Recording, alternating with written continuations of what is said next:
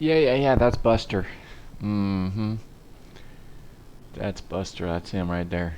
Star of the show. El Capitan. Sitting in the right seat. Yes, sir.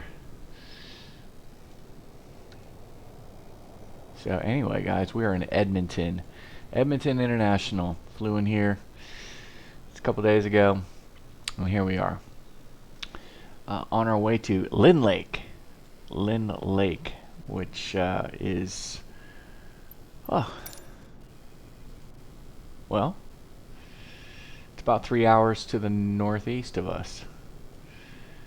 And just kind of get a big picture of how far we'll be going today. A lot of weather in between here and there. As a matter of fact, Lynn Lake right now is IFR. It's overcast at 700 feet. And winds are 070 at 17, gusting to 25. Yeah. So we will be on our way here shortly, but yeah, that's our route today out of Edmonton. We'll be going to east, and then we'll at MIPOT take a jog to the northeast. Fully fueled. Yep. Let's go ahead. Let's stick to this. Let's go ahead and take a look at our 3 hours and 10 minutes will be our flight time. 453 pounds of fuel is needed.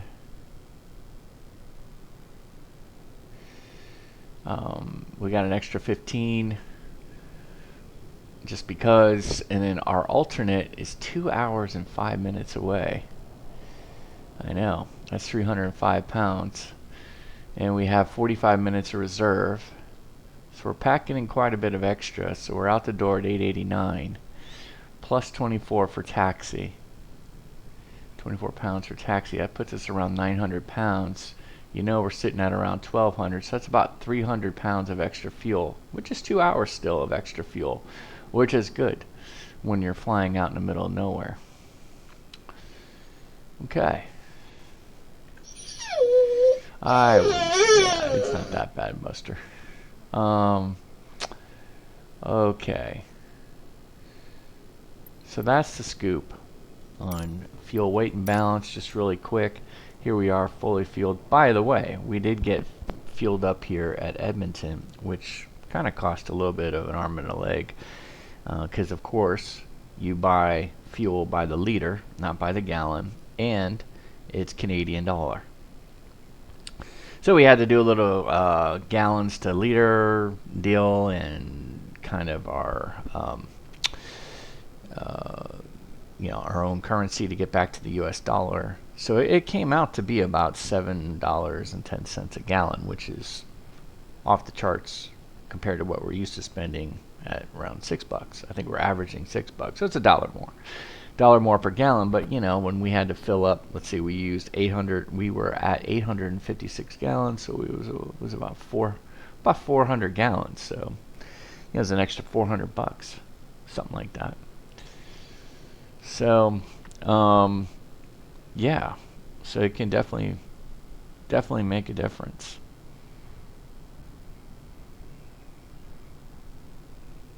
Well, actually, that's not true.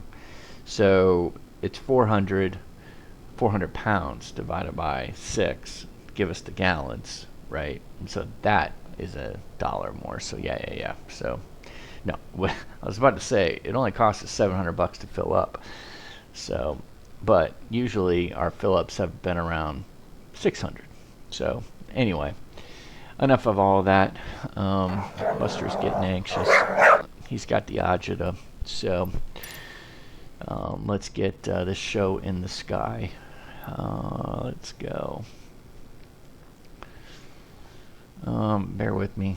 We have a windowed version, and we need to get that to full screen because I do not like flying on a windowed version. I think things seem to slow down.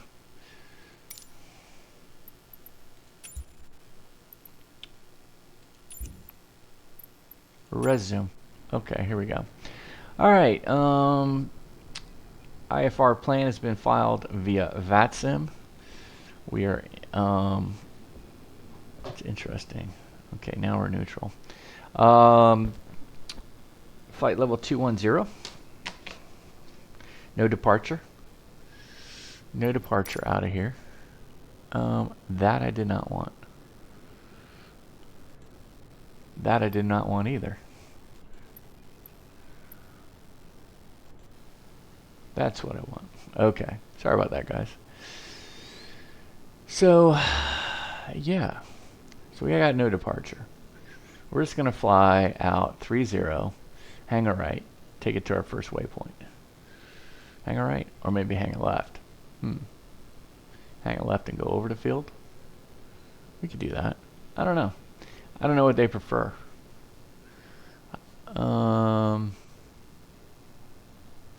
But anyway, here we are at this monstrosity of a hangar at Yankee. So we're going to go Yankee Alpha. Yep. We're just going to taxi to 30 via Yankee Alpha. Perfect. Do we have any departures? Do we want to actually put a departure in there?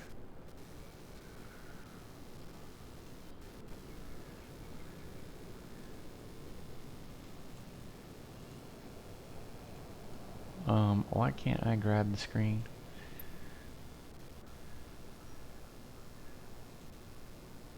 I want to grab the screen. I want to make it bigger.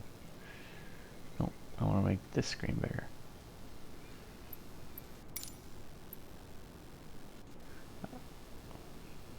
Alright, we're done with that. Let's go, let's reload it.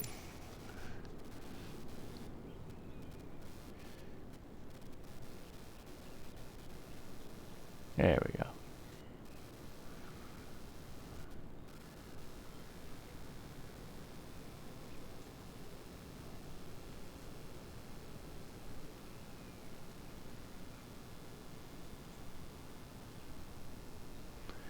Well, that certainly doesn't look like a plan.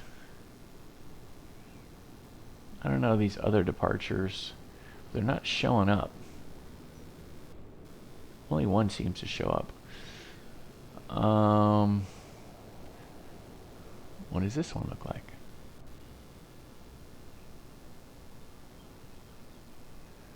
Okay, go 30, we'll give you vectors. Okay, fine, I can do that myself. Take off a runway 2. We'll give you vectors. No, I can do that. Hampo. Alright, take off runway 20, and then we'll give you vectors. Nope. Javon, take off runway 12, and then we'll give you vectors. No thanks. So MIPOT must be take off runway 30 and give you vectors.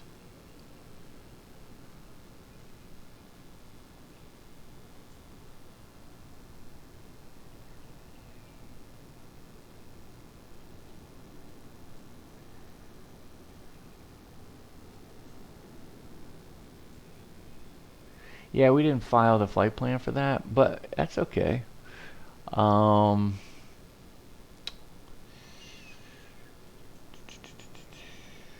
far is it? 7 miles to MIPOT? Let's go ahead and add it. So we got a departure. Did it show up? Should be down here. Why isn't it down there?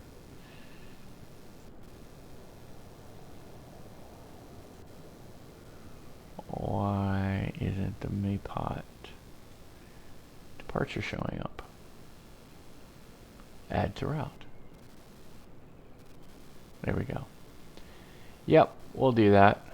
I'm good with that. 7 miles gives us a departure to fly on. The MIPOT 1. MIPOT 1. I don't think it's an RNAV. No. No. Well, it could be. We're going to a...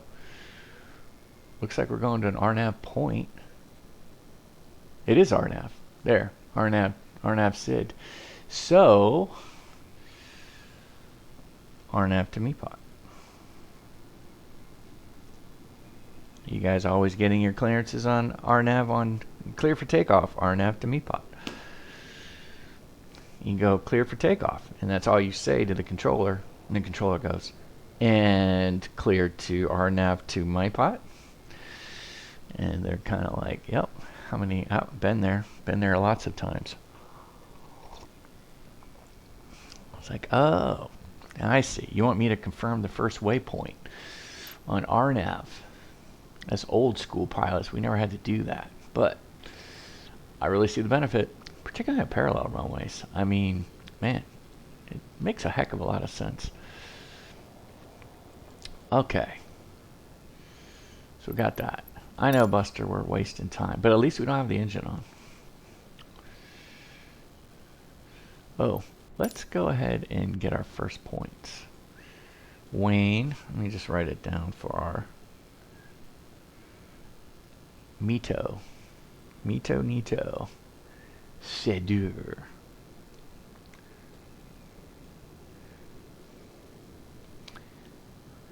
Get a little sunrise action here. I was going to take off at night and land at the lake in the morning, but you can see how that kind of didn't play out. We, by the way, on the way in, we have 2 RNAV approaches that we could select from depending on the runway, and we have a VOR. Definitely like the RNAV version a lot better considering we're 700 feet visibility. Yeah, and our I just checked the weather for our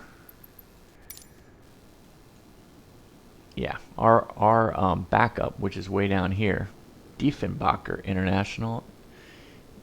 I think it's in good shape. Yeah, marginal. Yeah, it's marginal.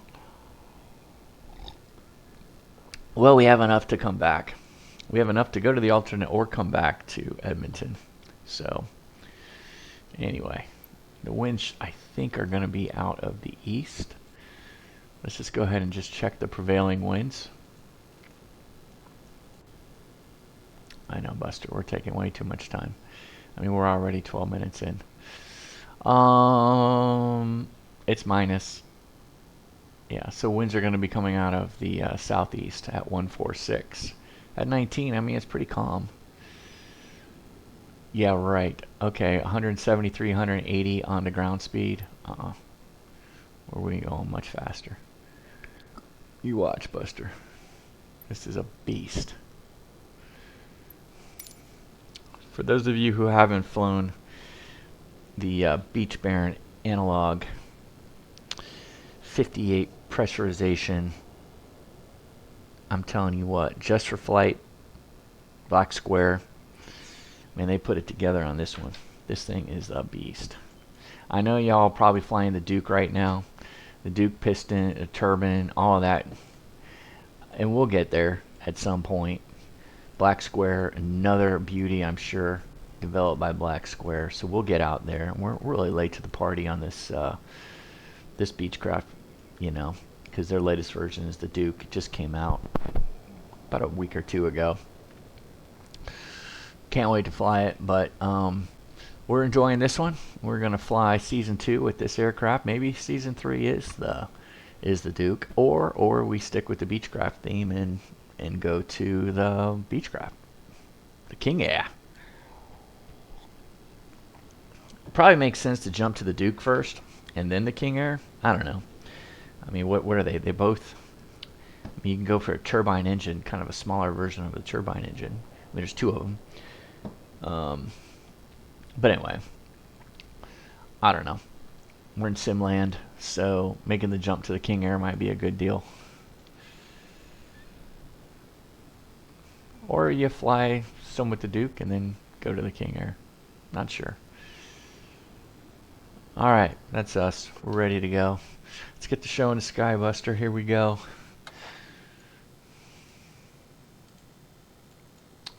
Alright, how did we leave it last time? Okay. Boy, everything looking good. I tell you what we're going to do right now, Buster, since we've got our people here from yeah, we got our good folks here from Ambitious Pilots. We're going to go ahead and do a manual pushback. So let's go ahead and do that. Let's get him in the spot. Let's wait for him to, let's release the parking brake.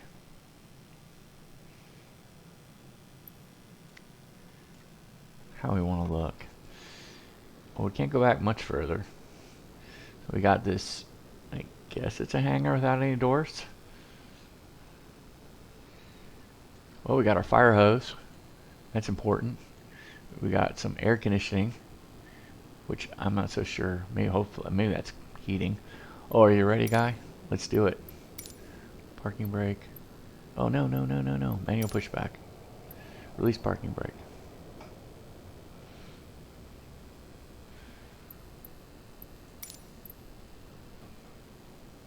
Okay, let's go.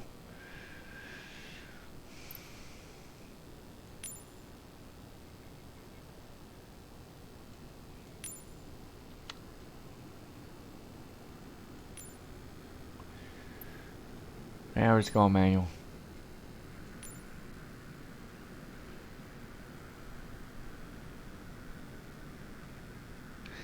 So, shameless plug here. If you guys, hold on here. Let's just make sure we get this thing stopped. Parking brake. Good. Thanks to the folks at Ambitious Pilots. Really appreciate the pushback today. If you ever want to give us a shout out, feel free to. Okay.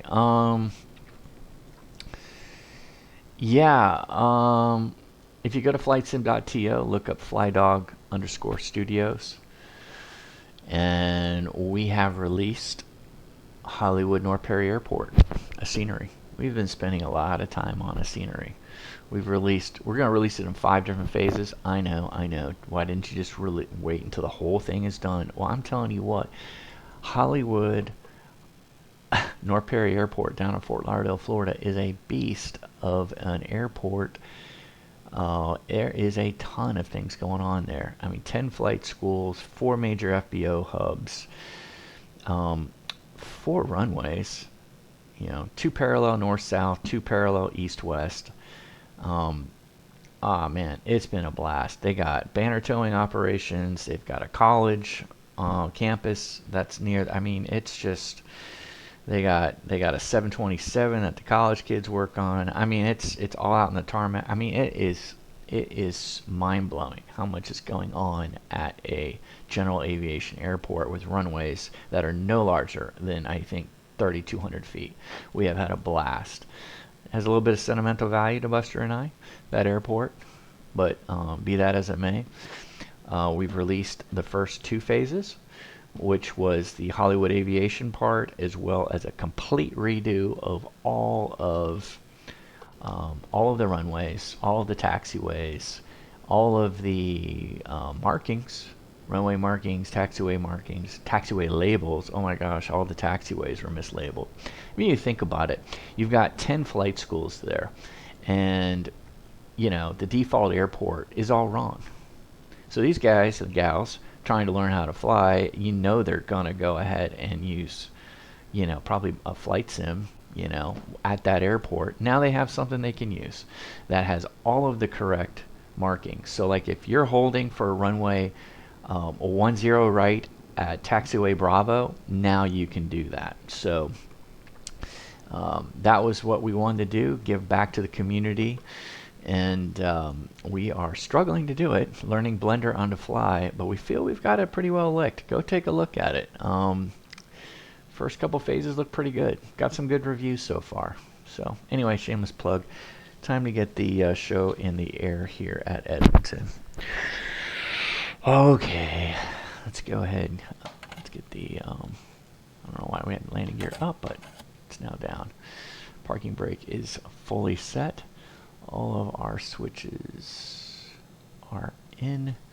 Let's go ahead and click the bat. All right, we got 3 green. We are full on tip tanks as well. Ooh, it's 32 degrees here. As well as fuel bus volts are good at 23, so good. We will proceed to do our walk around, which don't see anything creepy going on. We are not going to do a detailed walk around today. Just make sure we don't see any fluids on the ground. And we're back in. Away we go. Not your formal walk around, for sure. Pre-flight inspection. We will do that in another video. We always say we're going to. Maybe we'll focus on it next time. Okay. Here we go. Let's do our flows. Trying not to use the checklist as much, trying to get back to our flows. So gear down, landing gear down, parking brake in. Let's go right to left on the bottom. We are looking at circuit breakers. Do they pop? Absolutely. That's how they look. It's interesting, there isn't like a little red thing like in the Caravan, you know, when you pop one, you see kind of red underneath here. So if one pops, it's not going to be easy to see, you know, because it's like that. I mean, can you just see it? Not really. You have to kind of really know what you're looking for. You kind of got to get down in there and see if there's anything that looks like uneven. All right. It would be really nice on the design if there was a red paint underneath. So like once it pops, you see the red. So when it's an easy visual, you just see red. I don't know why they don't do that. They do it on the Caravan. So here we are at a whopping 31 hours.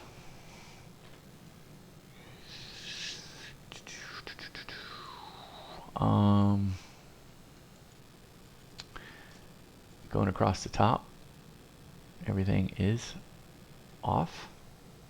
You say, wait a minute, what about this one? No, that's off. Middle is off for the surface icing, de-icing. Let's work our way across, up, down, and dump. Let's go ahead and go full mixture, or rich mixture. Props are forward. How are we doing? Cowl flaps are down, rotor shims are neutral. We are on the fuel selectors. We have been running low on the left fuel tank. That is because we've been running that darn heater so much. And that heater's kind of working out about a gallon an hour. It says in the operating handbook about a half a gallon per hour, but that's not true. It's burning a little bit more than that. All right, we got our static switch down here. We are good. Going across the bottom, everything's in. All right, we're good. Excellent. Master avionics switch is down. Let's go ahead and get the battery on. Let's get the alternators on. Let's get the beacon. Well, first of all, our bus volts. We're sitting at 23. We're fine.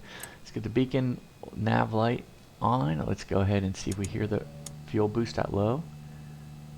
Booster at low for right. We hear him. We're good. Let's go ahead and check the CO. Yep, 2 lights. Okay. I know, Buster. You hate that.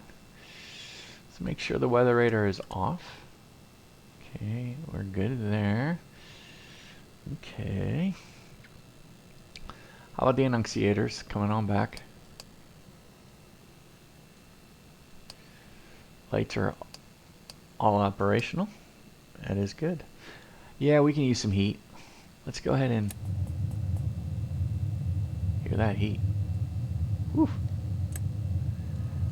Let's go ahead and pull it just a tad. No air conditioning needed today. Let's go ahead and get the engines going. I mean, the good thing about the outside thing, there's no ice. We're sitting here too. You'd think there'd be a bunch of frost out here as well. Okay, no ice. Let's go ahead and get the right engine going. So here we go. Mixtures are rich, props are forward. Let's go ahead and get the throttle full. We're going to hit the boost pump to high, 4 seconds. We want to see fuel flow. 1001, 1002, 1003, 1004. Kill the boost pump. Go to idle. Crack it. And let's look outside. Nobody. Clear prop. Buster, clear prop. You the man, Buster. Or you the dog. You the dog, Buster. Here we go. Ignition's on. Yep. I kind of had a feeling that wouldn't go. I think we held it in a little too far. Let's go ahead and do it one more time. Just make sure. Okay, we're good. Everything checks out. I don't believe we flooded the engine. Okay, here we go. Ignition.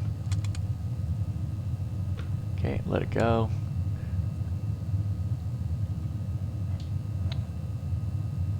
Alright, we did not get the right engine to start, so let's go ahead and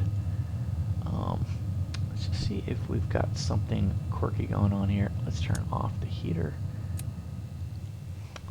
Alright, let's go ahead and do the left engine. Okay, we got full open. Gonna boost pump 1001, 1002, 1003, 1004. Put it down. Crack. Let's go left. Alright, booster. Booster. Call your booster. Okay, Buster. Clear prop. Let's go.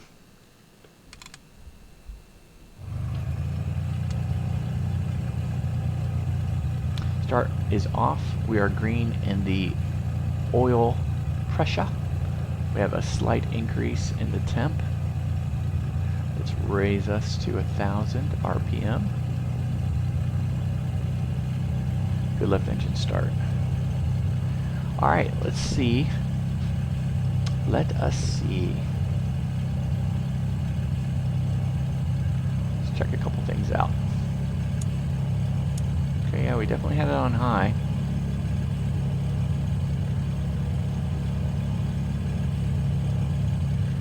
Selectors are on. We're good. Alright, we'll try it one more time. If we don't get it, then we'll do a flooded engine, which I'm kind of shocked.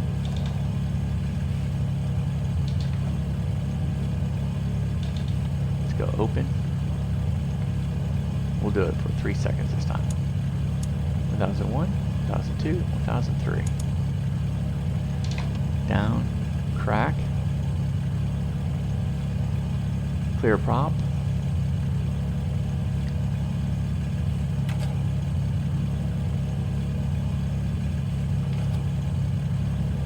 Oh, hit the wrong button. Interesting. I'm wondering if that's not. Here we go. Clear prop.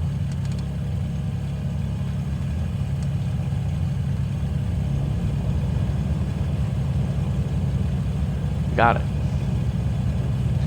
Oil pressure's in the green. Oil temp is rising. Bus volts are at 28. Not sure why we couldn't start it on the first round. Sometimes that happens. Good right engine start.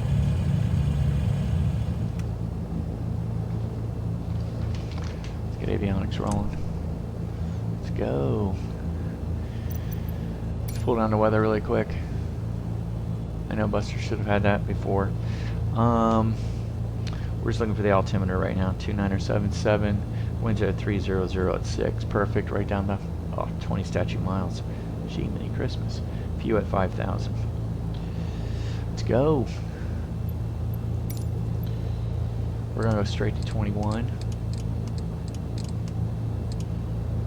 I don't think our departure had any. Alright, so we're 2977, so cold front has passed. We're going to catch up to the cold front.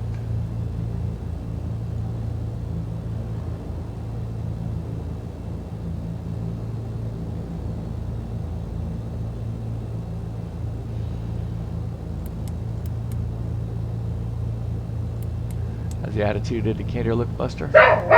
Okay, good. Let's go standby. Let's get our GPS on. Let's get our radios. guys know. I don't know how I can get this thing to stay at 121.5.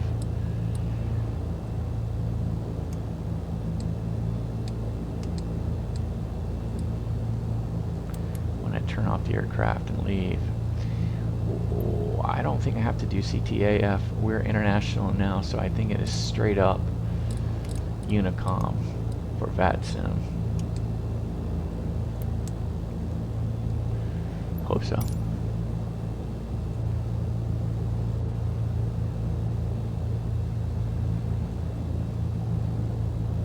Yeah, there's no CTAF here, just tower.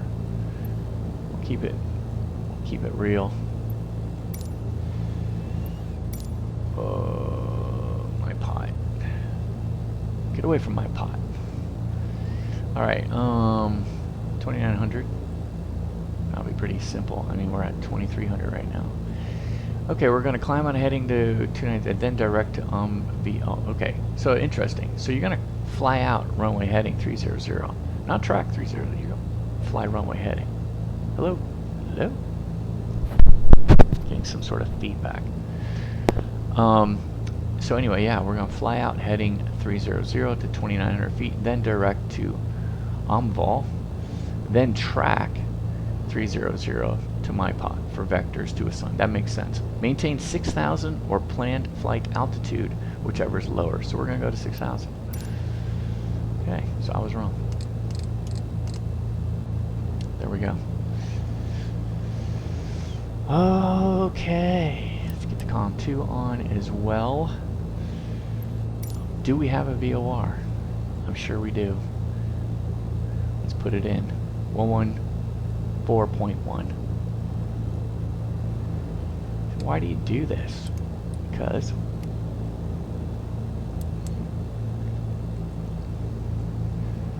and is there another one? Yeah, look at this. There's another one off the field. Got one on the field and off the field. Here is. Oh wow, we got some NDBs. We're gonna have some NDBs. So we're gonna have some navigational beacons. We're gonna be able to do some pretty cool stuff. Saskatoon. Let's keep it on my pot. We know what we're gonna do as far as taxi out. Let's get it going. Come on. Let's go.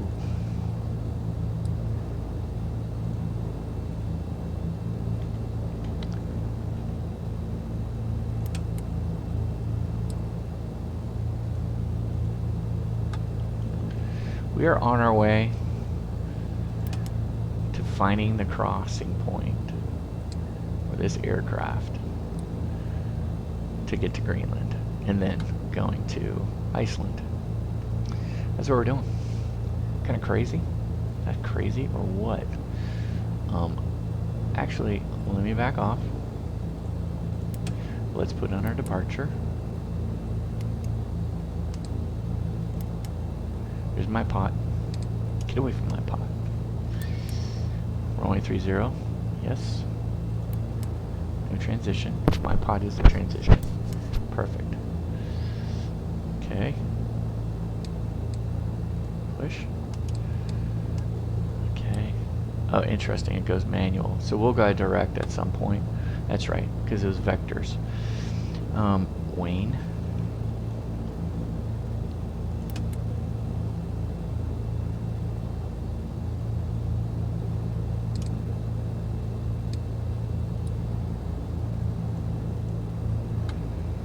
Mito.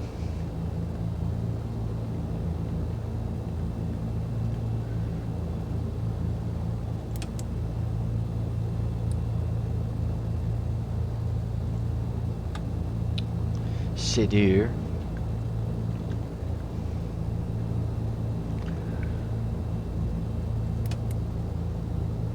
You're probably like, why in the world are you guys using the 530 WAS enabled GNS? Don't you know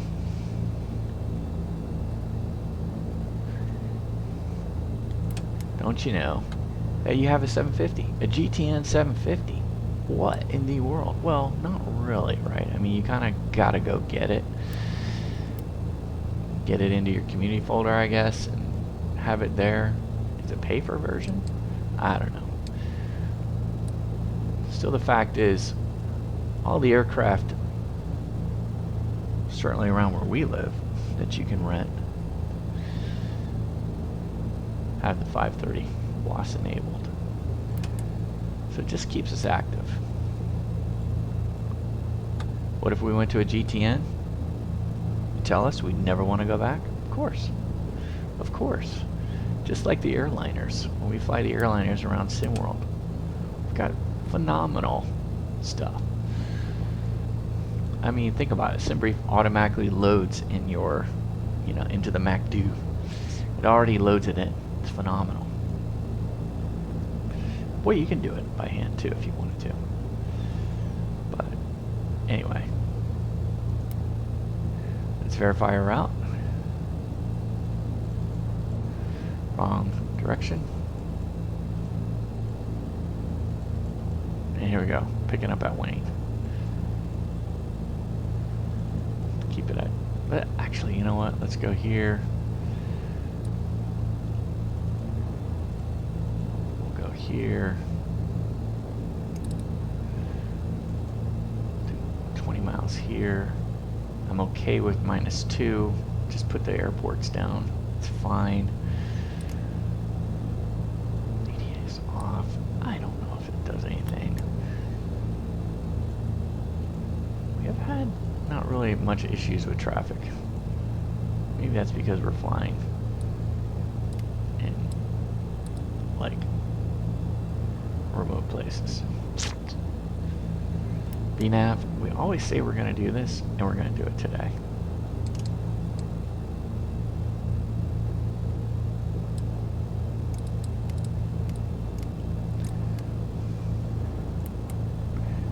Just set it there, and then what's going to happen is we ain't going to have any problems. Some people would set this at 6,000 feet. You want to do that for MIPOT? It's kind of interesting. The vertical just isn't going down, right? Uh-oh. What happened? Give it one more time, otherwise I ain't gonna mess around with it because fuel's a ticking.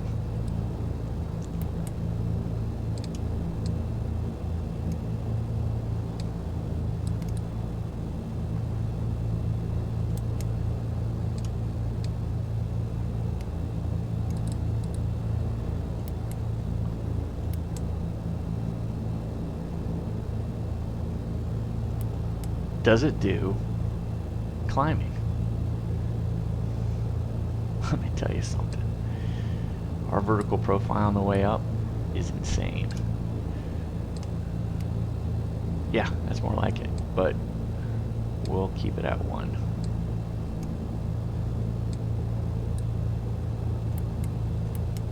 See if that works.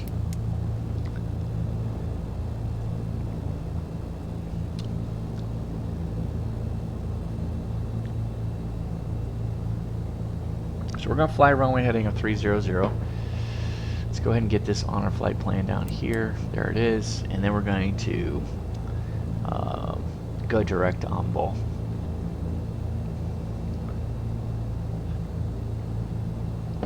Then we'll track 300 to Int'l.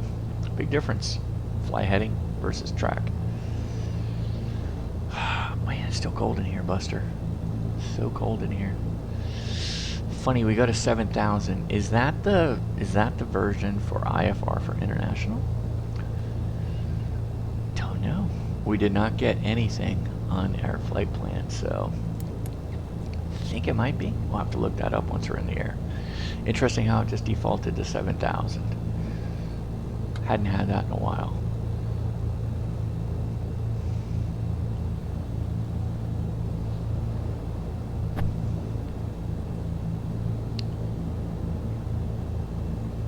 Get our heading bug to remind us. I wonder if it's, well, it said to fly runway heading 300, so I don't care if the runway is offset. It told us to fly a heading of 300. Bet you it is 300 though.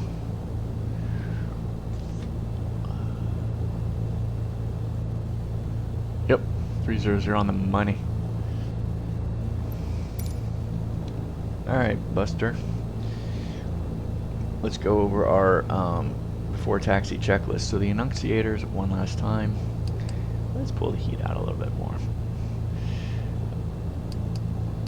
Yep, enunciators. Okay. Standby altitude, altimeter, and attitude indicator is good. Remote compass slaved and aligned. Comm radios. Yep, we're set. How are we on the navs? Everything is set with navs the way we want it. Weather radar is now set to standby. Cabin heat is on. Flight controls. Left, neutral.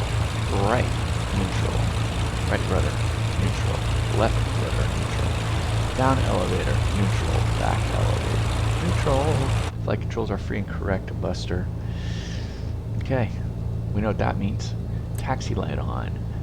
Transponder on. Mixture set to taxi. Let's get to our run-up spot. Edmonton traffic, Baron 712 Bravo Mike, taxi to runway 30 via Yankee Alpha. Edmonton. Alright. Catch you later, Edmonton man. Thanks for the pushback, ambitious pilots. Brake test, good. How's that right engine looking? Yeah, everything's fine. Just a little quirky startup. A little quirky startup, that's all. Oh, in the sun. Warm up. Gotta warm up here. Nobody. Come on, where is everyone on Vatsim? Come on, guys. I want to see some big old traffic coming through here.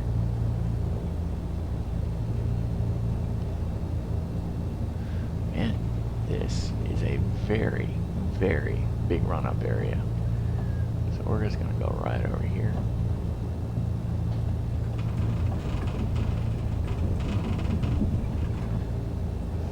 Parking brake set. Mixture's lean. Good. 17 on the prop, or excuse me, on our RPM.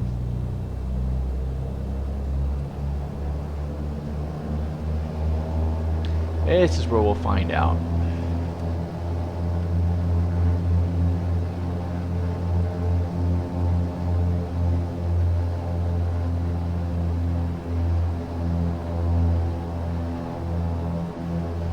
Alright, we're stable at 17 on each. Let's go ahead and exercise the props.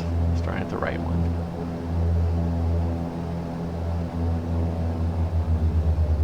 There's 300 drop. Left one. 300 drop. Right one, oil pressure rise. Affirmative. Left one, oil pressure rise. Affirmative. Manifold pressure. Rise. Check. Ooh. Left prop. Manifold rise. Check. Alright, props are good. Let's go ahead and get the magnetos checked. Right engine. Let's do left and then right mag. Left. Looking for nothing more than 150 on the drop. We're about 125. That looks good. Go back to both. I was reading in the pilot operating handbook where you don't want to keep the mags on for more than 5 to 10 seconds, which I found interesting. Okay, let's go to the right mag. Boom. And certainly don't turn off the engine when you're doing it. Alright, about 150, that's good. Let's go back to both. Okay, left engine, left mag.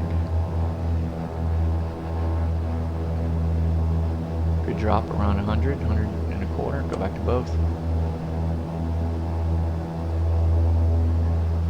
Good. Let's check out the right mag.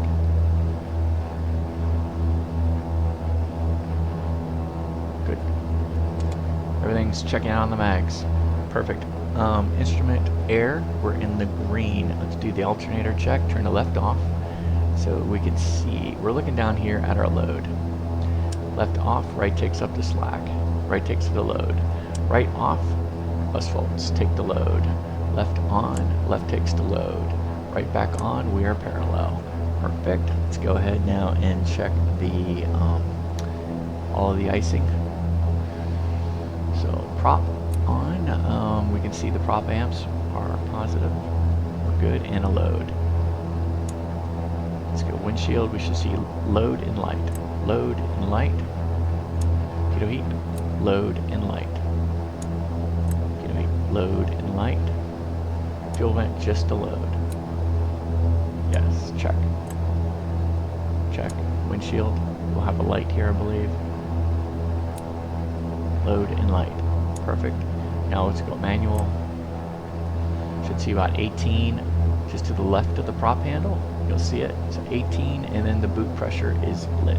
Good. Let's go and do the auto. Let's cycle through. Okay, we had load and we had light. Excuse me, yeah. Now we got 18 and light. Should go off. Good. Now light should go back on, and we should go back to 18. Good. As soon as it cycles back down, we'll turn it off. Excellent. Okay. All right. All of our heating switches and de-icing, confirmative check. Let's get over to the. All right. So what are we? We're sitting here at 2,300 feet. So let's set us to 1,100. Let's go to 10 o'clock on the little knob here. Let's go ahead and let's go ahead and throttle up to 2,000.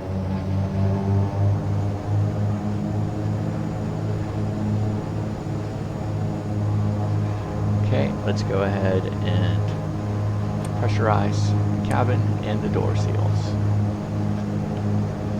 Let's test. We want to see the cabin rate climb or drop, descend. And there we go. We're descending. Good. All right. So let's go down, or dump it down. And let's dump our power. First altitude we're going to, I would say 6,000, but we're not going to mess with that. We're going to go straight to 21. And we're actually going to set it to 22. So that's the inner. You can see the inner number. Going to set it to 22. That's 21,000 feet. 21, 22. Right there. Should be 10,000 cabin, which will be fine. Alright, let's go ahead. Throttles are down where we want them to be. Good. How's the flaps? They're going down. Flaps back up. Good. Flaps are operational. Nice. Autopilot. Let's test them. All the lights confirmed. Let's go ahead and deflect. Alright, autopilot is on. Flight director is live. Hit the heading bug. We should see a deflection to the right for both the flight director as well as the yoke. Bam. There it is. Let's deflect left. Flight director goes left. Heading bug is left. We're good. Perfect.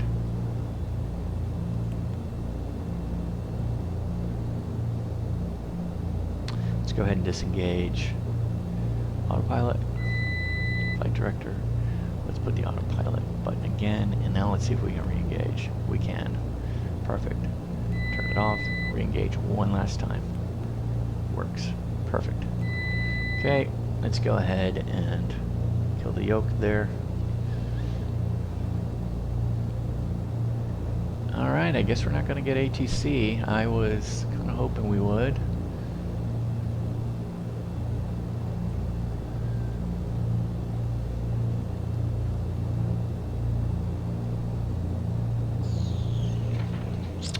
Okay, before takeoff checklist. Run up. Checklist is complete. Doors windows and doors closed.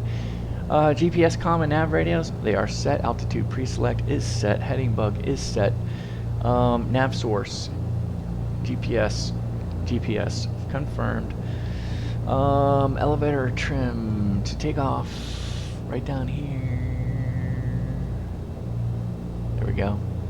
It's set to take off. We are good. Flaps.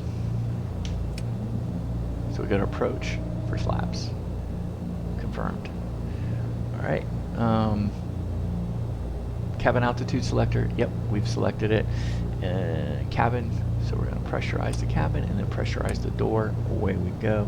Air conditioning, we don't need it. It's still 34. Oh, I turned off the heater. It's interesting because I turned off the heater and we didn't get a good engine start. So yeah, I forgot. I thought I had the heater on, but I turned it off because we were having an engine start problem. All right, fuel boost. Yeah, we need low. Boost pumps are on low. Pitot heat's on. Anti-ice, not required. Weather radar, on. Landing lights, strobe, get them on. Let's go ahead and release the parking brake. Okay, here's what's going to happen, Buster. We're going to go ahead and go full power. We're going to, we have lots of runway here. So we're going to rotate at 80. If anything happens prior to 80, we get squirrely on the rudder, or we lose power or something like that, we're going to go ahead and cut the throttle, come to complete stop on a runway. If we get into the air at 80, what we're going to do then is, well, as soon as we get a positive rate, we're going to see how much runway we have left. As soon as we run out of runway with the positive rate, we'll go ahead and put the gear up. Once the gear is up, we'll be in climb mode. We're going to pass 100 knots. Once we pass 100 knots, we're going to put the flaps up. Once we get to around 2,900 feet, that's when we're supposed to go direct to envol. We'll also be cutting back our props to 24 and 24. And from there, once we get to 3,300 feet, we're going to dial back the manifold pressure to 36. What we are going to do, we're going to go autopilot fairly shortly off the takeoff. So we'll probably, as soon as we get to around 2,800, we'll go full autopilot. And then we'll go from there. So we'll go autopilot and then props. We'll have to get autopilot. First we're going to autopilot on nav, and then we'll go arm the alt. We should be around 2,000 vertical speed, and we'll go from there. If we do lose an engine, pretty simple, make left traffic. Any questions? All right, Buster. Pattern altitude will be 3,300 if we do lose an engine. Everything's copacetic. Nobody out there. Looks clear. Edmonton traffic. Baron 2 Bravo Mike taking runway 30 for the MIPOT 1 departure RNAV to MIPOT. Edmonton.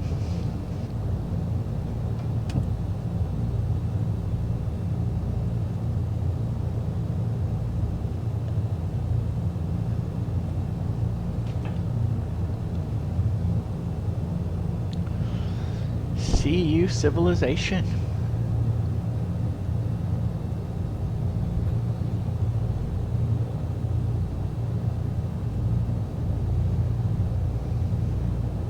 Confirmed, runway 30. We see it. It's not in front of us.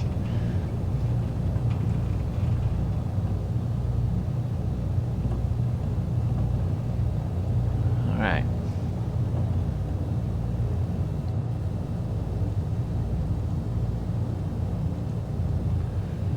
Just make sure we're looking good. Everything's as needed. We're 63 degrees in the cabin, so things are going well. All right, Buster, you ready? Alright, let's proceed as planned. Give me throttles at 30, Buster. Brakes are set.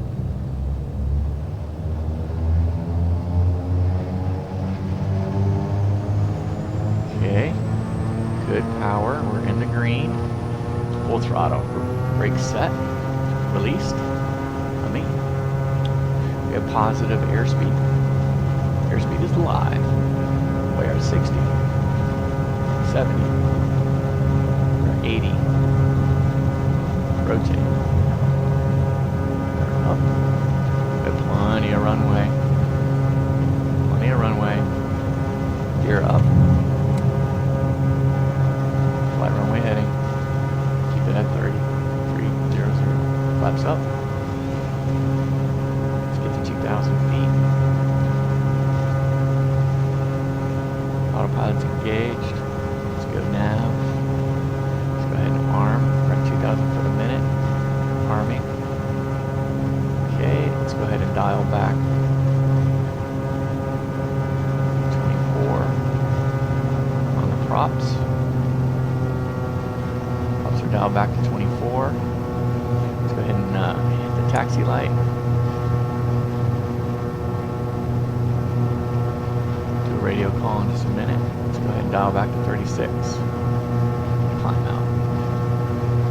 Edmonton traffic, bearing 2 Bravo Mike, climbing through 4,000 feet to 6,000, clear of runway 30. Edmonton.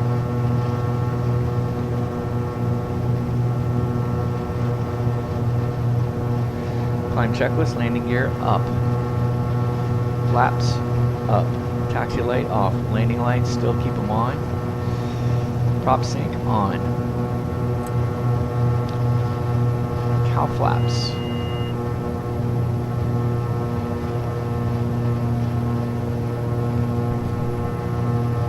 Bravo Mike. Climb and maintain at flight level 210. Climb level 210. 2 Bravo Mike.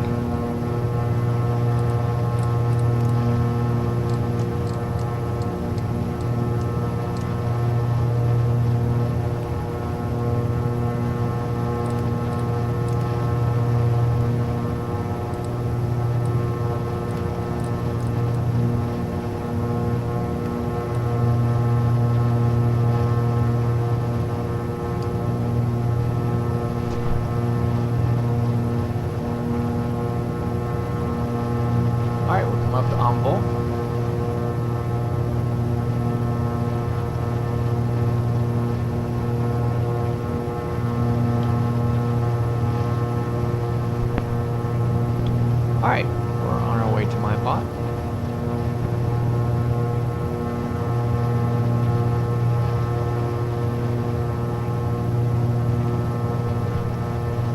Bearing 2 Bravo Mike, clear direct to Wayne. Clear direct to Wayne. Bearing 2 Bravo Mike. What is this message? Approaching VNAV profile. We already approached it. Look at that. Okay, here we go. So let's go ahead and get our flight plan up. Push. Wayne. Direct. Activate. There we go. Push. Clear. Let's make sure we have it. There it is.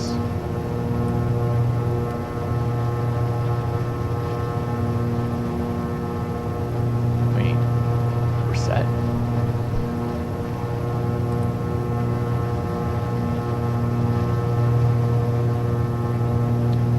087.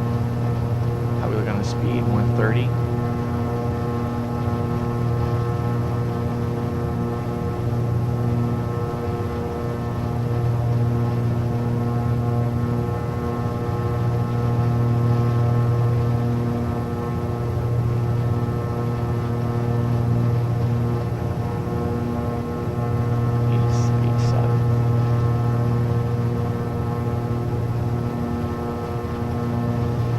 Take some pics. Landing lights come off. 10,000 feet. Climb. Power is set.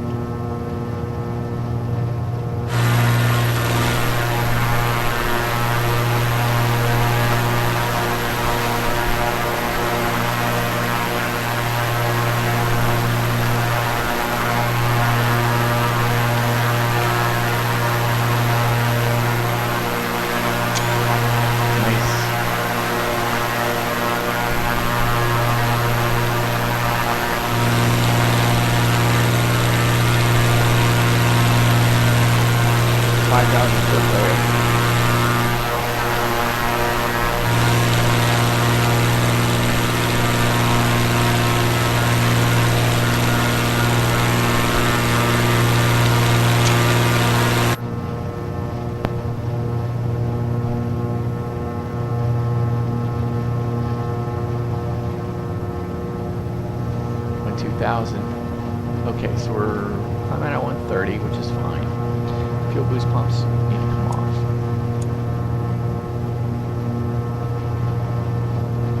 Yeah, let's finish. Cow flaps, let's put them up. It's cold out. We should be fine. We'll keep a monitor on it. Anti-ice as required. We are fine. Fuel booster pumps are off. Cabin heat, fine. Cabin pressurization, how are we doing? Perfect.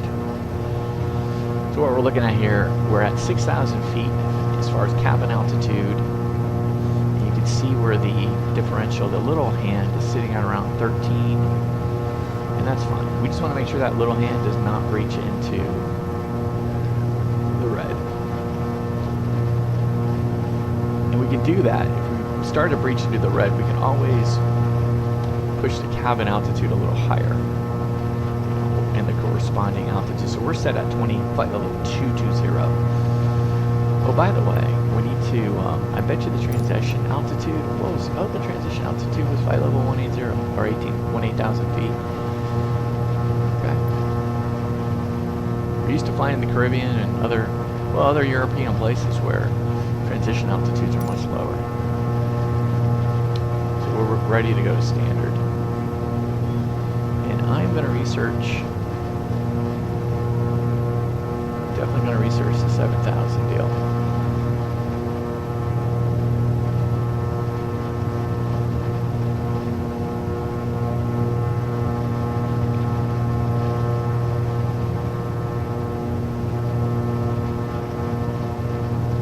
So funny, the route that we're taking, there are a bunch of airplanes, you know, like A330s, what is this one, an A340.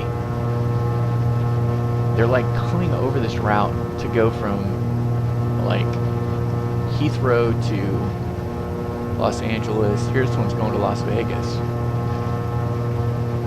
Where did that one come from? Frankfurt. Gee, many Christmas. Frankfurt to Las Vegas. And so they're flying, they're going to be flying right overhead. We're actually going to see this one. They're at 3,800, or flight level 38,000, or flight level 380. Alright, we're getting a little slow here. Let's be mindful of our climb out. Oh, it's 18. Let's keep it at 18.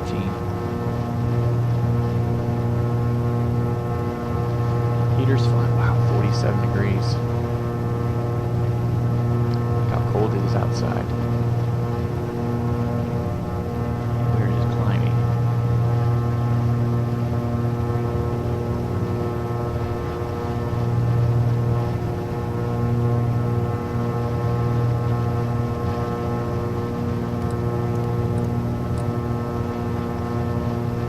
Let's go to 15. Try to maintain our speed at around between 120 and 130. So Wayne will have our first time in fuel check. Let's just check it really quick. We no longer need the departure. Thank you. Where are we? We're not showing up. Interesting.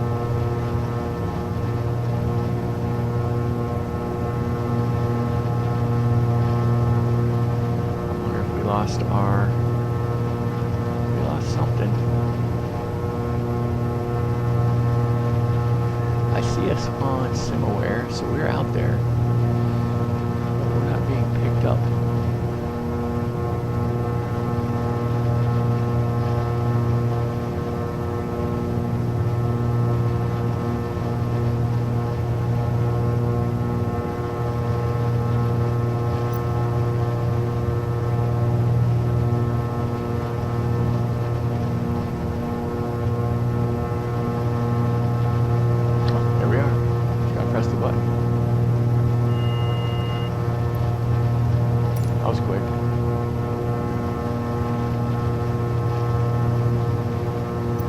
Let's not get distracted, Buster.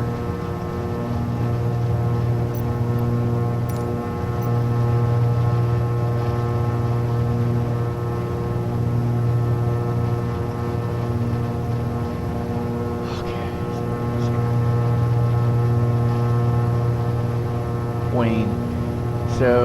35 minutes into Wayne, and we should be at 10,000, or excuse me, 10,000, 1,077 pounds. We're level, or we should be level. We are level. Flight level 210. Let's stabilize. Cabin pressure looks good. Fuel is looking good. We'll wait to empty the tip tanks. You know, you got 15 in each. So we want to wait for the mains to go down. Probably once we get to 3/4, we'll empty the tip tanks.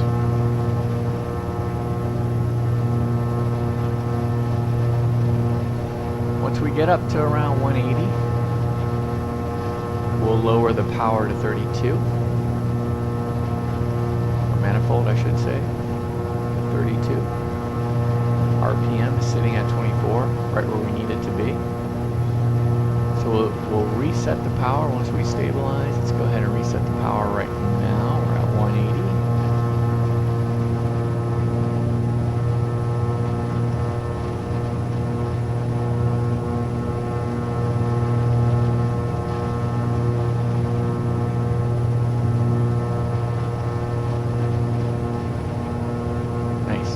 Alright, we're at 32. Let's wait for everything to stabilize before we jump in here.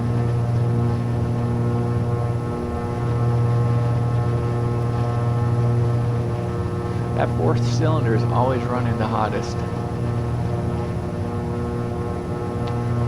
Let's see where it's going. Yeah, 435 on Fahrenheit. Everything's kind of running hot though. Right now.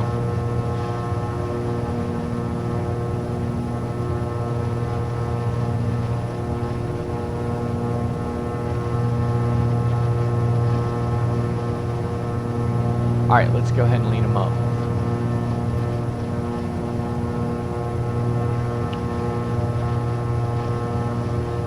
All right, so let's do a pre-lean. Let's start with the right engine.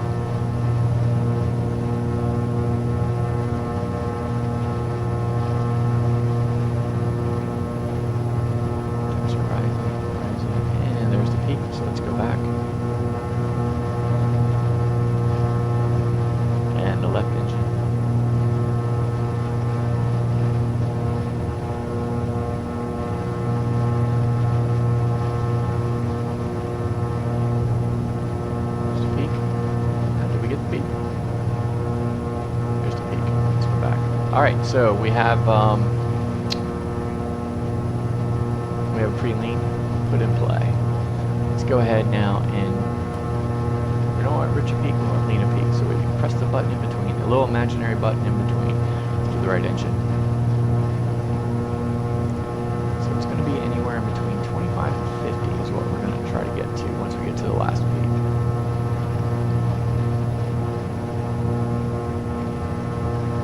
Last peak.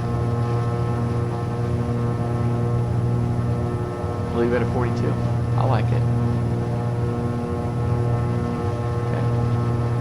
Let's do the left engine.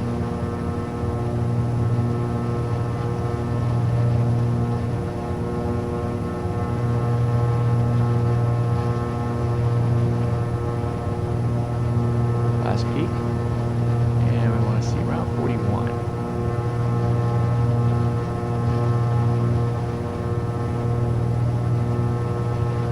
There. All right, we're good. We're right where we want to be. Look at that, on the money. Phenomenal. Okay, 41 and 41. We have EGT, fuel, gallons per hour. So now we're down to 17, which is fine on the fuel flow. We're now lean of peak. Okay, 185 gallons remaining. We've used 16 total. Nice. This is Powerhouse, this EDM 760, guys. Wow, we're picking up some extra horsepower today. That's interesting. Look at the ground speed, 264. Flight time, we're 15 minutes in. We're gonna be way ahead of schedule, so So we're going to be at Wayne at 30. They wanted us at 35. Actually, we'll be there at 29. No, we'll actually be there at 30. They want us to start, so we're going to be 5 minutes ahead of schedule. Of course, we went direct before we went to MIPOT. So we'll see what the fuel is. Top of climb, man. I mean, why? They have top of climb past MITO. I don't know. I just don't think they have our aircraft set appropriately in SimBrief. I don't think they have it as the 58P version, the pressurized version. I think they probably aspirated. I don't know. Because look, I mean, we are on our way to Wayne in the ground speed. They have us at 203 for us. Look at that. 262 on the ground speed.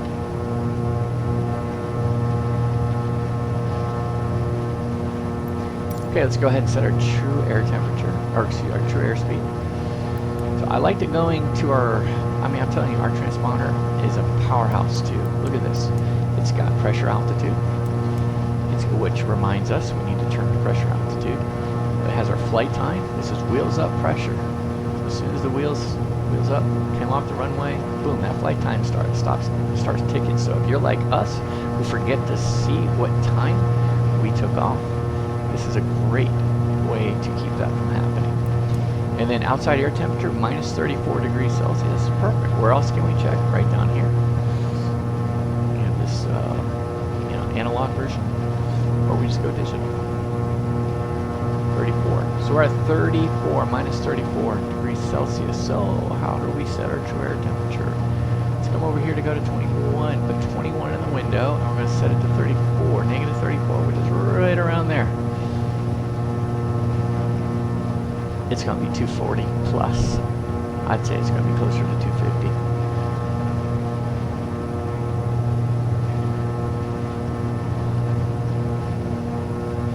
We're coming up to 21. 21 right there. I'd say right there. So there we go. 245 is our true airspeed. Indicated. 180.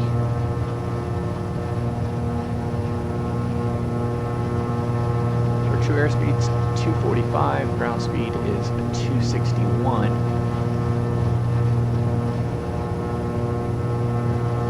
What else? Standard pressure.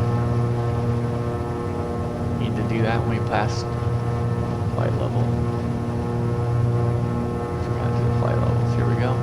Standard pressure is set here. Standard pressure is set there. Is it? Now it's set.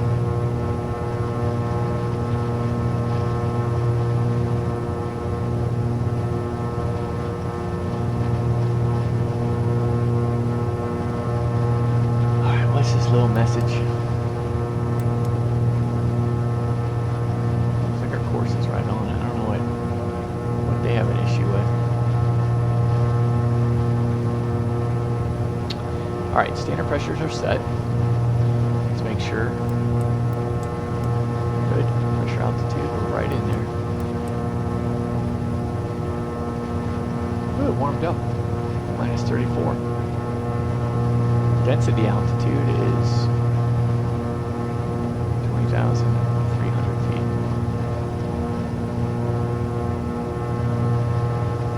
Alright, let's do our cruise checklist. So cow flaps are up.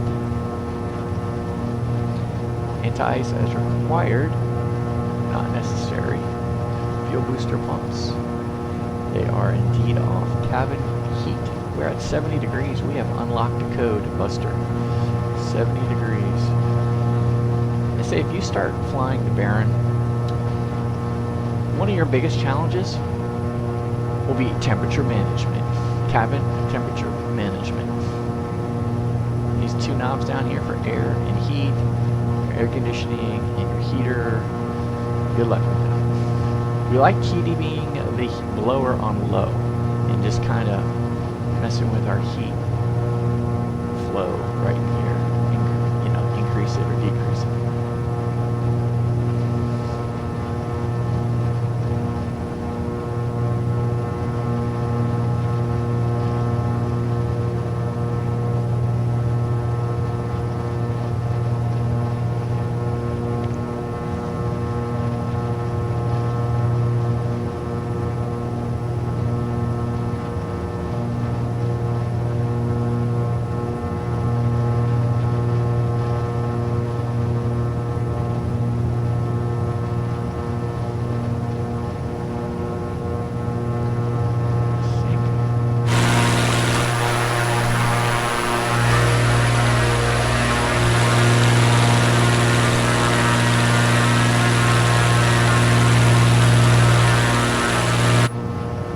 let's see if we can see some of the weather conditions on our way.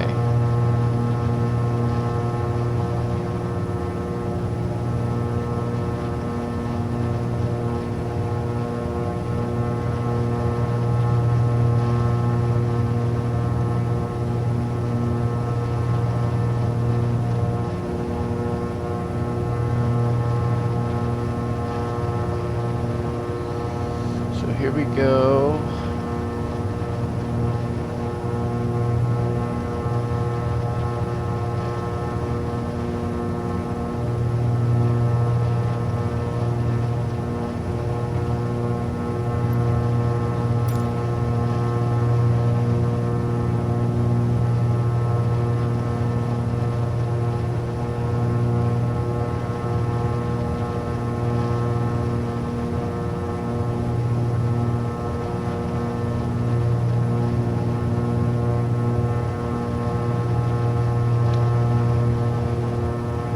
Winds are prevailing the whole time out of east, southeast. So we should have a minus component right now, but we don't.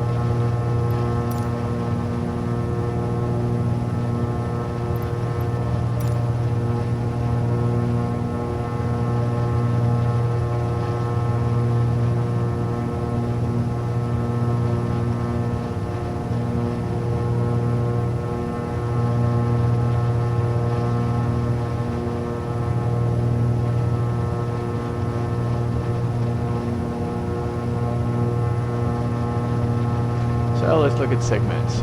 So segment Edmonton.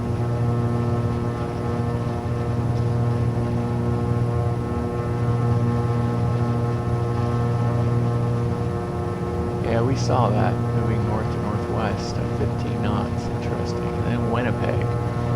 See that down there in Winnipeg. Again, moving northeast at 10. If we see it, it's not going to really be a problem for us. Okay, so here's Lynn Lake. What's it becoming?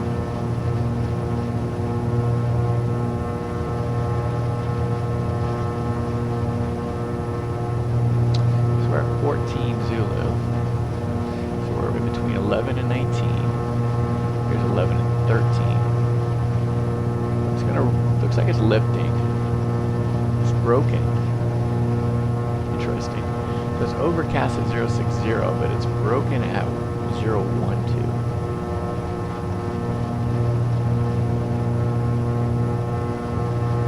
Then it goes scattered.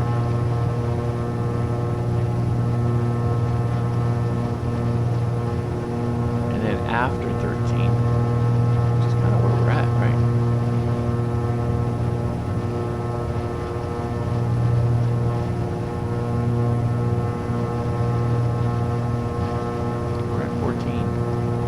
Although it might be in another, yeah, I don't know why.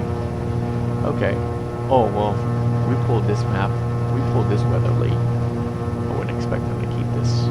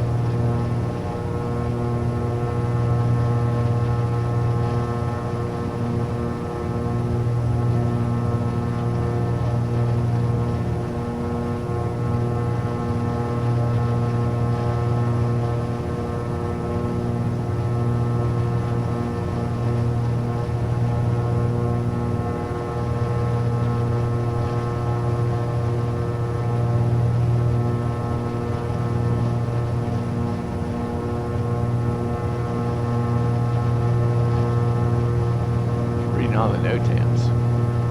Sheesh. Boy.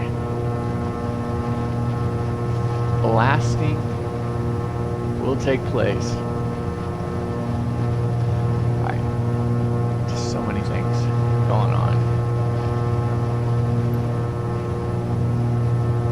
that to the first officer to read all of that.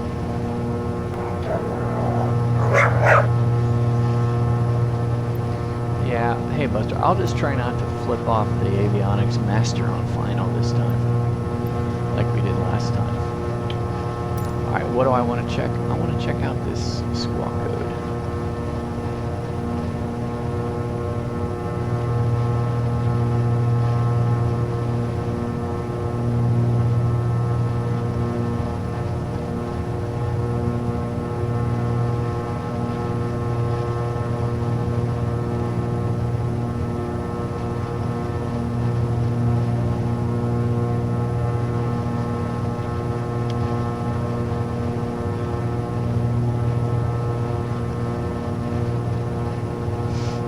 By international agreement, 2000 is used for aircraft which has not been assigned a transponder code, although in some parts of Europe 7000 is used for this purpose.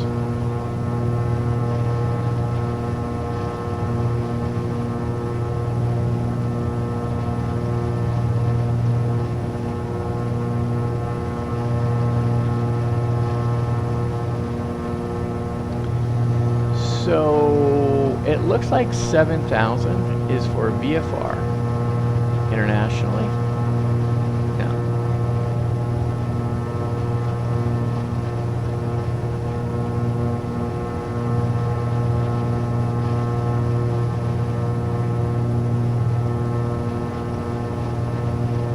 VFR standard.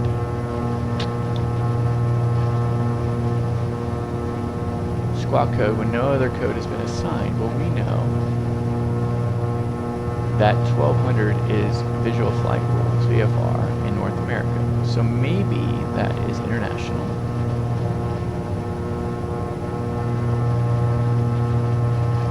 Uh, 2000 is, okay, so the ICAO squawk code is 2000, uncontrolled IFR transponder code, used when entering a secondary surveillance radar area from a non-secondary surveillance radar area. Well, all I know is that 7000 seems to be a standard VFR code, but 2000 is going to be IFR.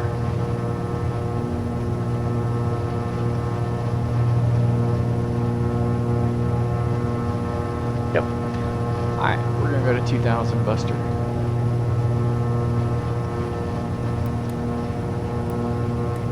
Now we know. Recall that from flying in the Caribbean.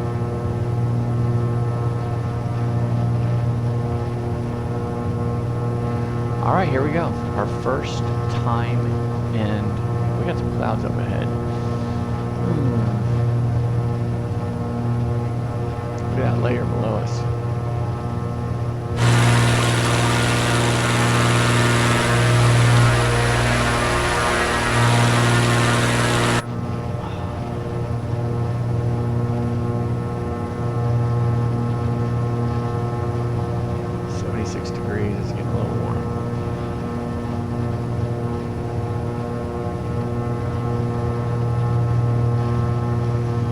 Okay, alright, so we are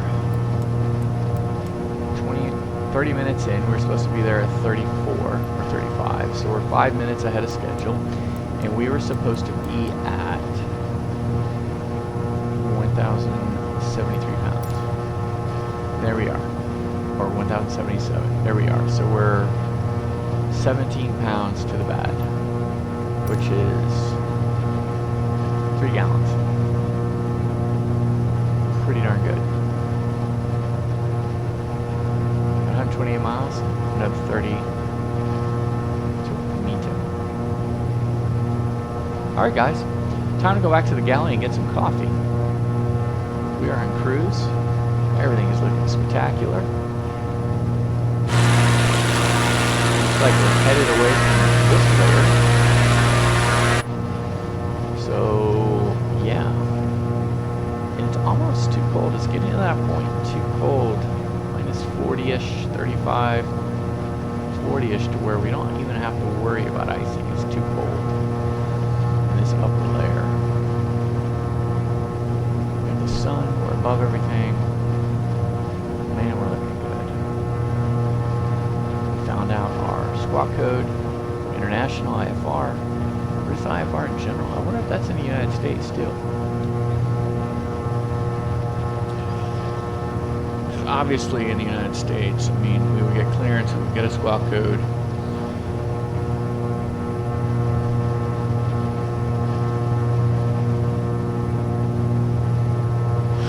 But, yeah.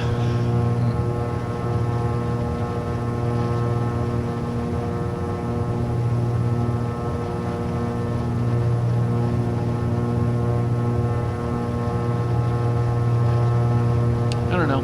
If anyone thinks that we're doing it wrong, go ahead and comment. That would be great. But we think IFR without ATC.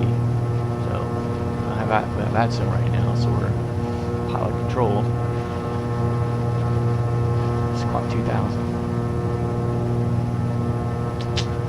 We have not been given any squawk code by ATC.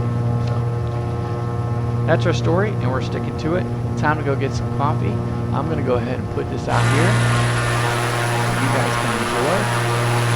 What do you guys like to see? The view straight ahead?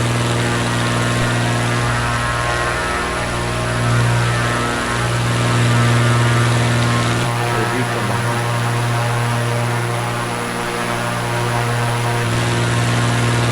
Do it there.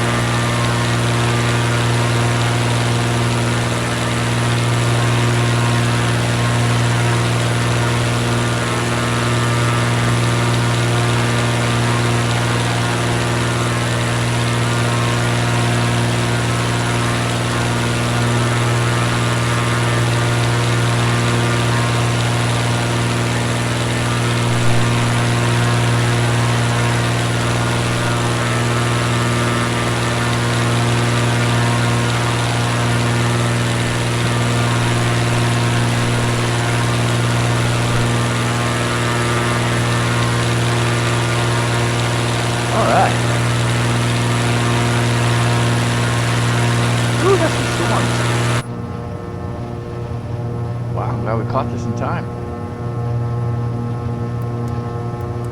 Turbulence, all the good stuff. It was just a cup of coffee, Buster. Now I had to do some other things. Buster had to go cut a watermelon, cut 2 pineapple, chunk them all up. Good time to do that in a cruise. Can't do that in a real airplane. Okay, we're headed to the northeast. You can see we've got some thunderstorms off to the left. Here it is, showing up on the radar. Let's go ahead and range out a tad. Yeah, we can also see them ahead as well, kind of embedded.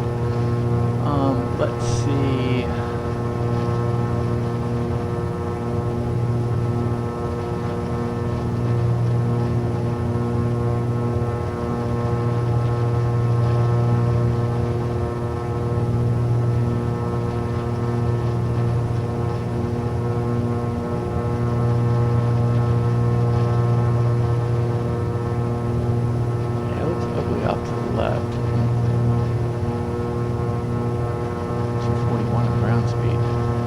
Cooking. 7 minutes, we're going to be at Y Yankee Victor Charlie. We're getting close. We're getting close. About halfway there, actually. Yeah, about halfway there.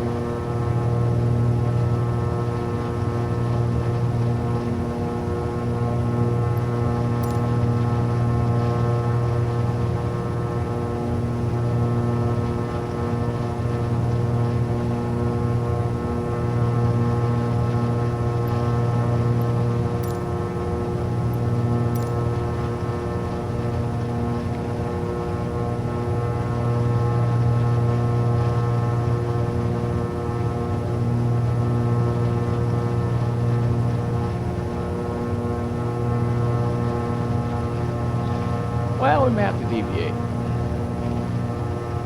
Certainly wouldn't hurt to deviate.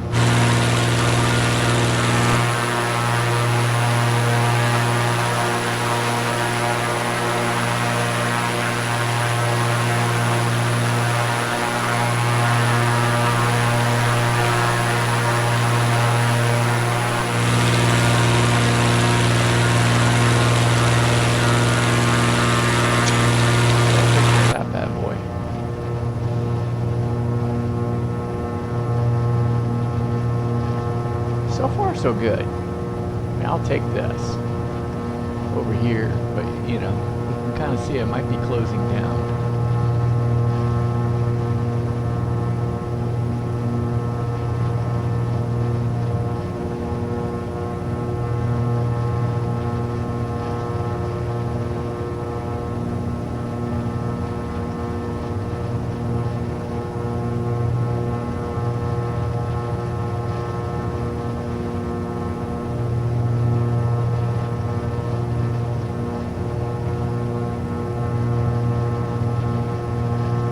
Come this far, there's no way we're gonna mess it up in weather.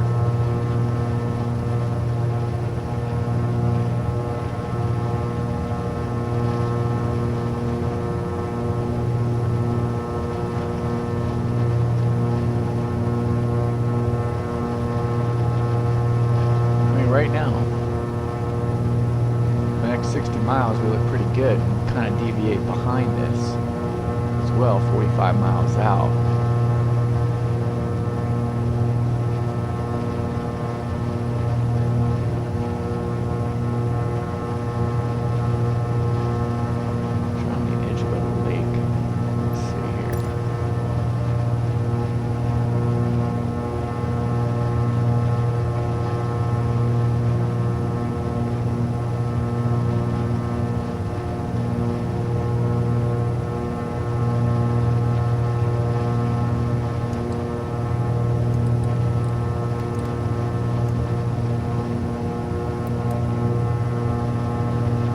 Miles in front of us.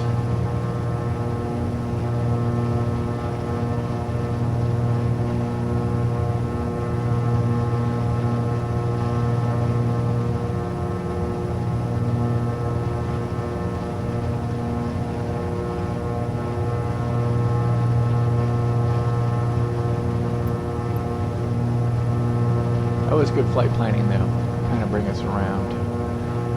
Good job, Simbrief. Not sure you did that on purpose, but.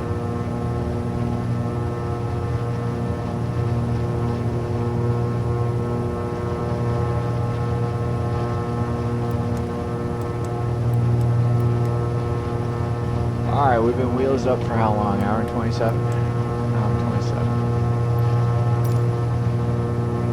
So it was 3 hours for the whole trip.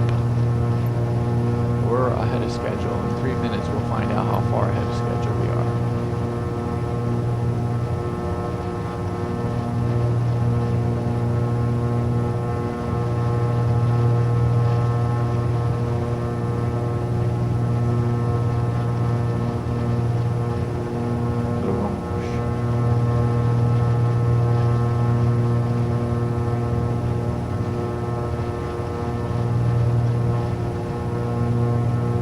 Well, the Ranch were going to be there at an hour and a half. They wanted us there an hour and 56. We're almost a half an hour ahead of schedule. We're probably 20-25 minutes ahead of schedule.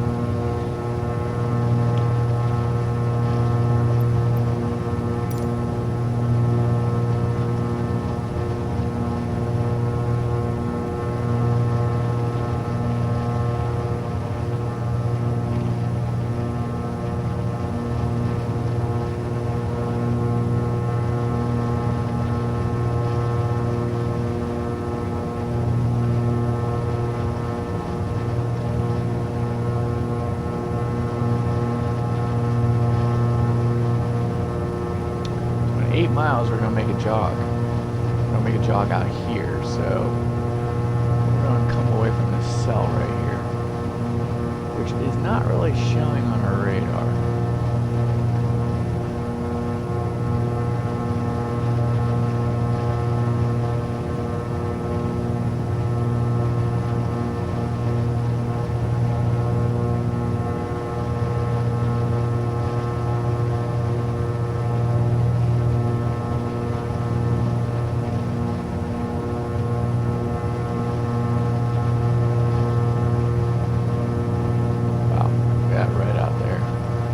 Fortunately, we're going to be headed this way. We've got to keep a good eye on it. That is flat red right there. Orange. We'll be okay with orange. Orange and green were okay. But red,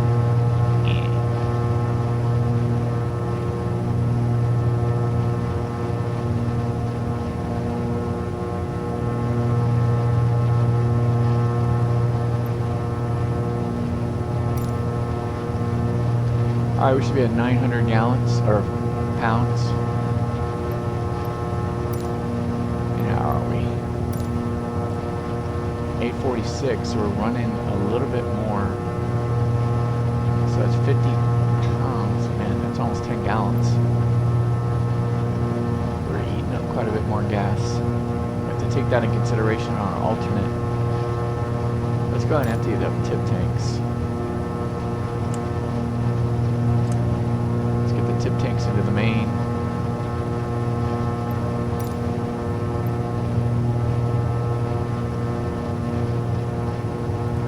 mean, we're leaned out good.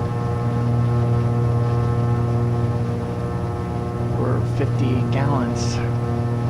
Actually, we're 55, so it's almost 60 pounds. 60 pounds, that's 10 gallons. 10 gallons. 10 gallons, you know, on a 200 gallon hold here, so 202.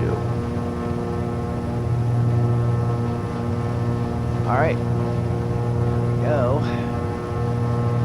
It's just bringing us around the edge of the bad weather. Of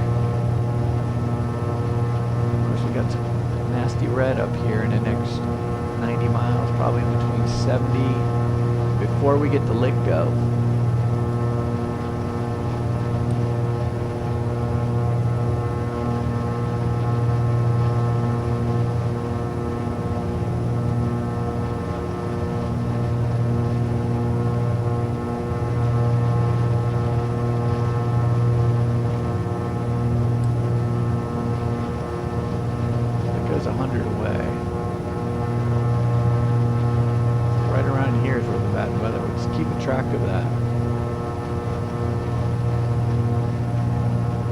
It's impressive that we haven't had to go through it yet. And that we're right in between.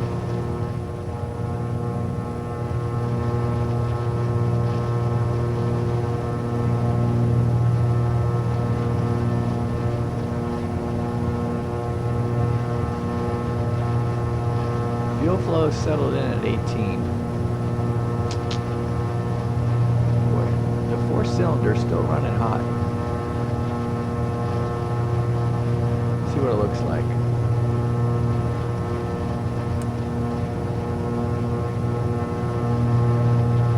Alright, let's see it cycle through. 388, 364, 400, man. It's the hottest cylinder out there.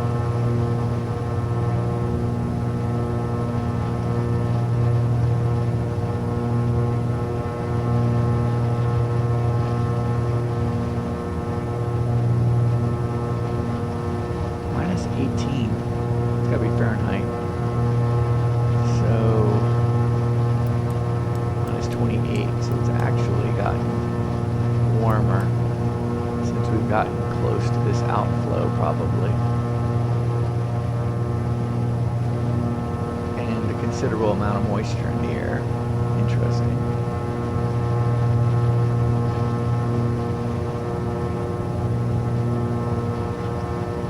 Lots of red. We'll definitely deviate. 60 miles in front of us. I'll have to keep a track on it.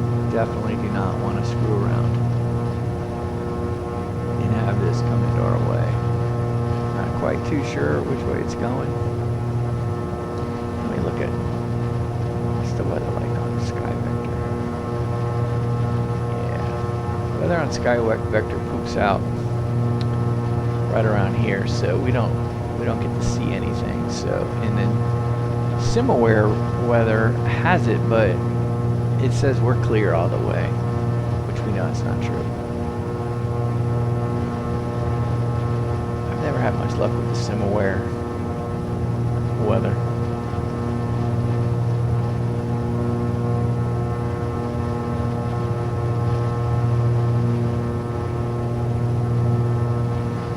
How off are we here too? Yeah, we're almost 6 gallon and a quarter off.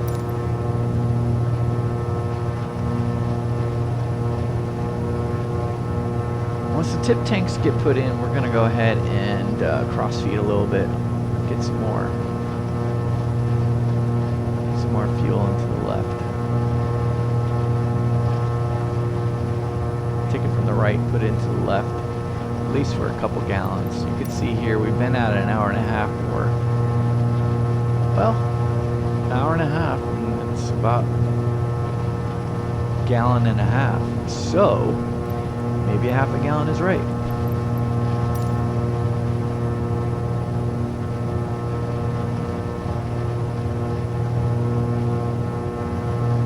Yeah, looks like the red's creeping in.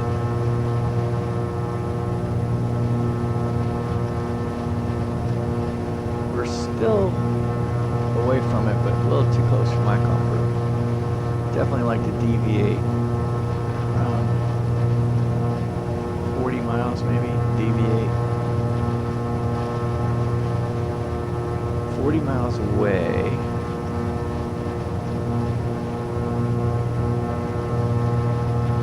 Put us at around 40 to let go. Start putting on the anti-ice here in a minute.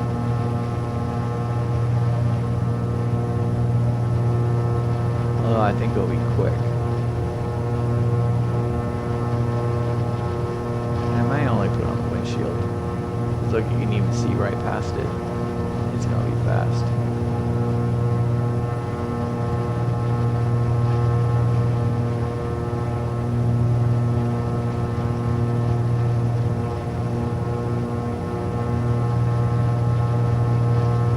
If we even get there. Seems to be breaking up as we're getting closer to it.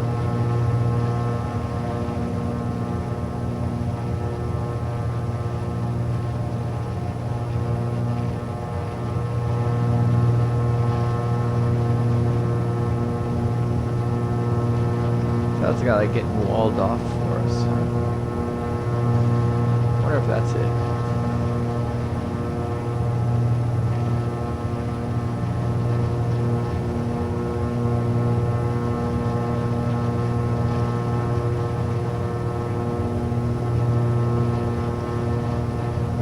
I mean, if that's it, I'm okay to stay where we're at.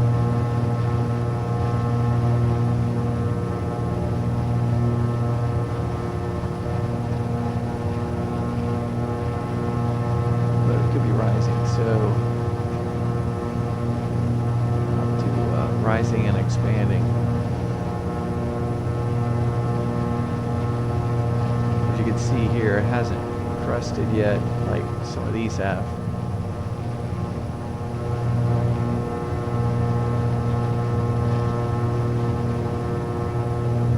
Might even be looking like it's breaking up, getting less.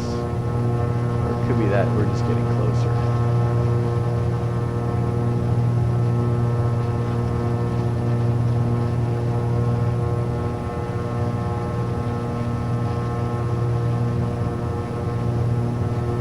Engine instruments all look good.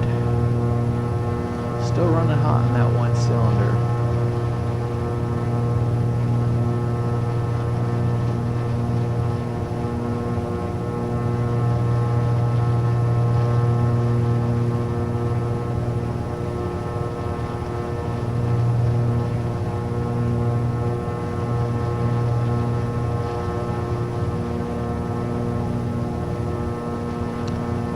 Still. It'd be nice to see it under 400 for sure.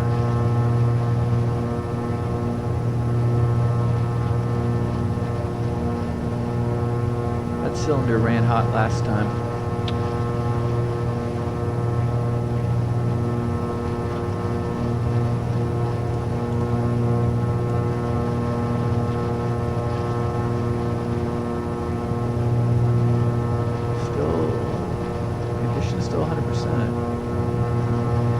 Curious if I repair the left engine if that cylinder issue goes away.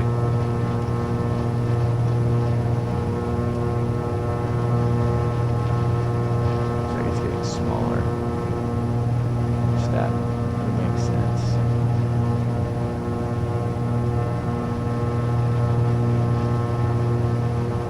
Alright, looks like we're gonna go into some visible moisture. So let's go ahead and get the windshield on. Let's get the fuel vent and the stall warning. We're not going to do prop, we're not going to do surface. Should be pretty quick here.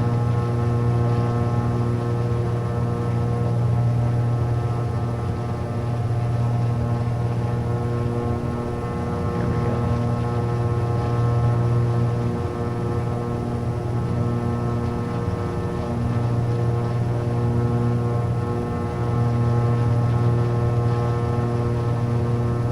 Minus 27 degrees Celsius.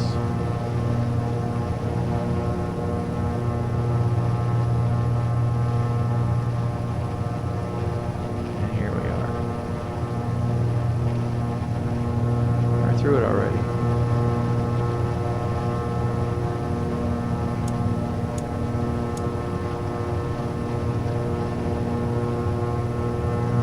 It's like the red is going away from us. That's obviously it.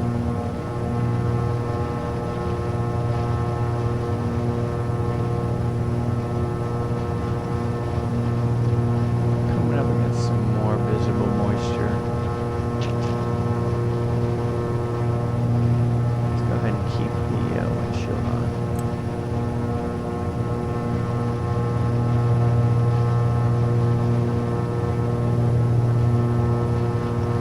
Halfway through our tip tank.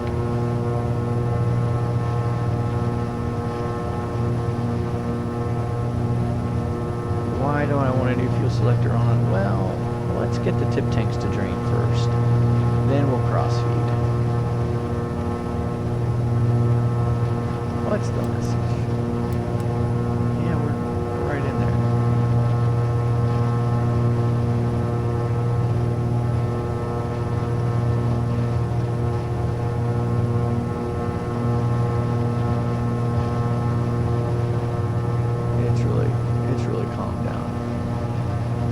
right there. That was the red cell.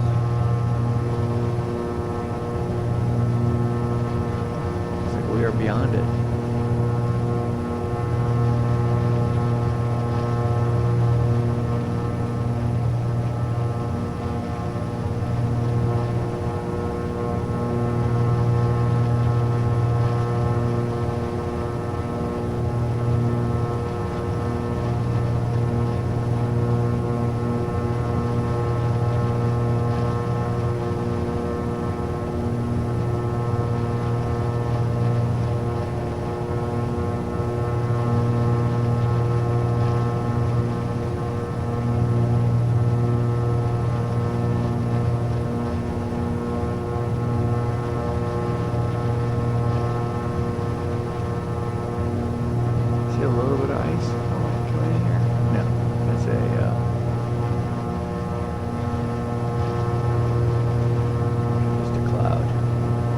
Time to turn off the windshield.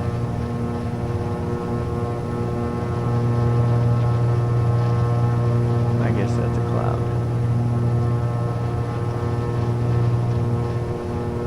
Some moisture has passed. Pretty thick down here.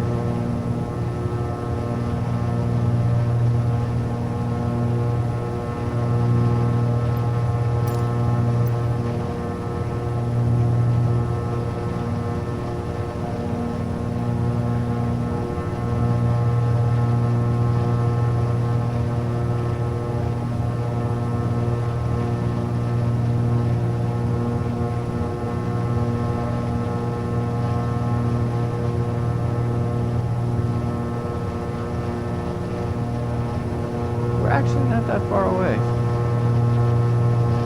Isn't that right, Buster? About 120 away. Whoa. We ought to be thinking about descending. As a matter of fact.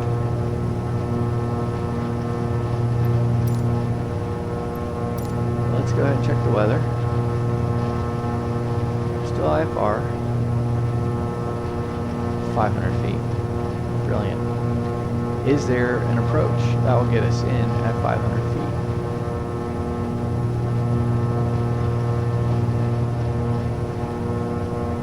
Shoot, I forgot to check the deal, but let's go ahead and do this.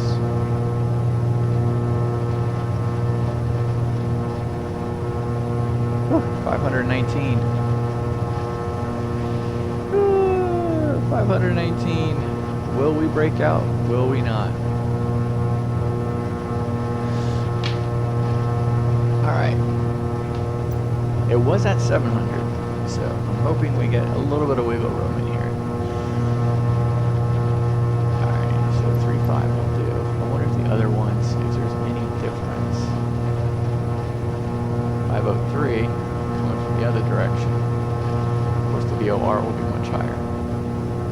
603, okay.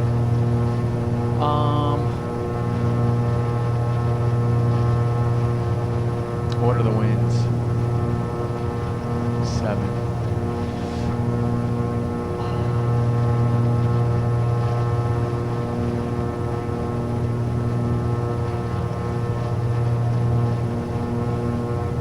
Alright, let's stick to runway 35.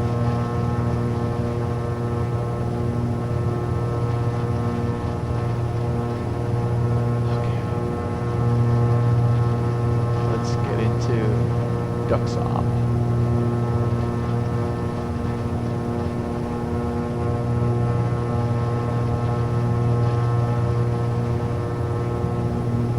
DUXOB at 2,600 feet. Why is it recommended at 27? Let's go to 27. Alright, DUXOB 27. Let's get in the approach.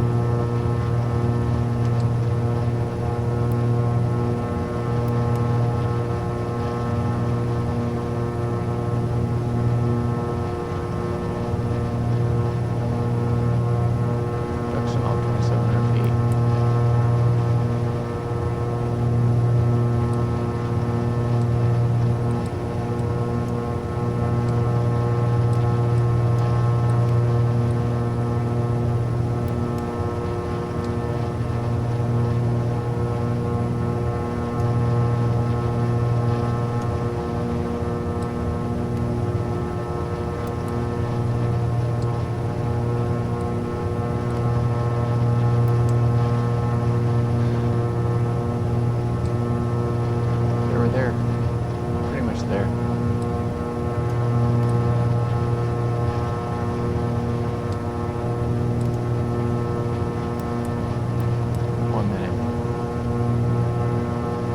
That for timing.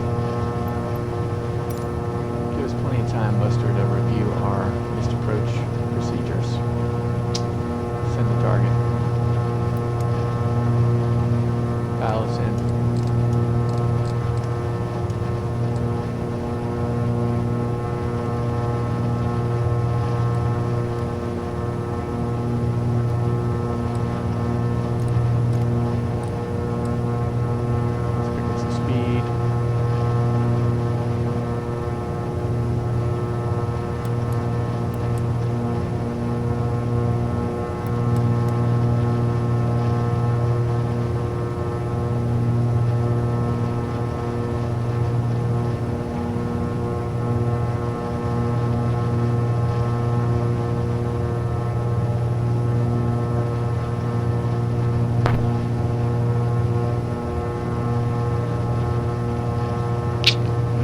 Conditions are deteriorating.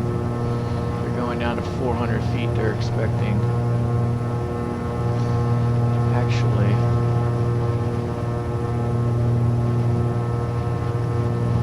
yeah, scattered at 400. We're overcast at 700. No, what are we at right now? Keep going back and forth. 1500. Let's make sure. Yeah, it's 1529. So broken at 005. 2973. I want to make sure we get that one going.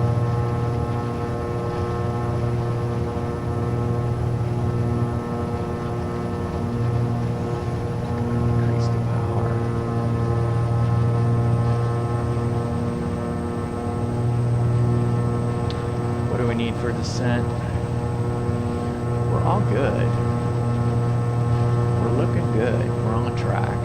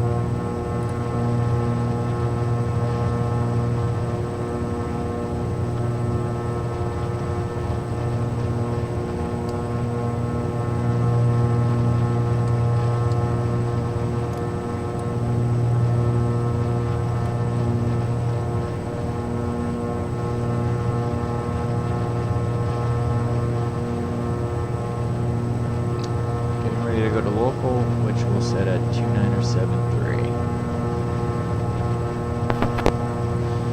is that what we should do?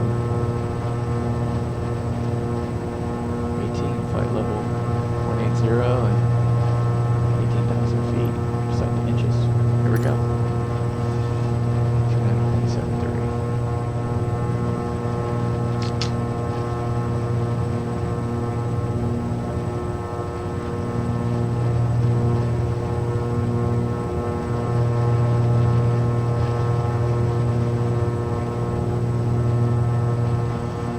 Degrees in here, so let's go ahead and make it a tad cooler. We went into flightsim.to,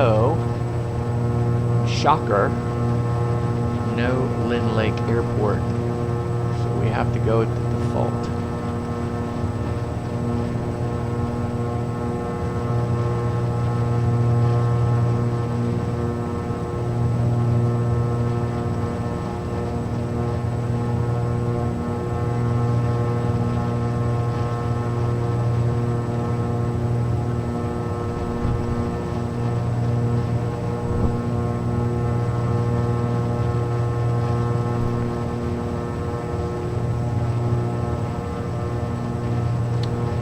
Alright, what's the elevation for the airport? Alright, so here we go. 1070, runway's 1061. Hold on, I gotta sneeze.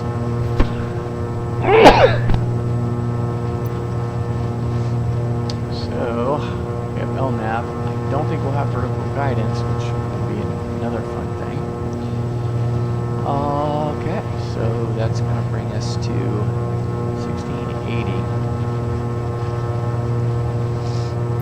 519. So let's call it 520. It's set now.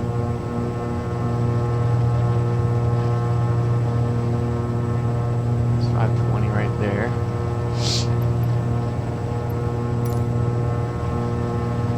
Look at the missed approach. Climb 2700. Track 254 to Myrick and hold. Pretty simple, straight up. 2700, which we already have set. Yes, sir.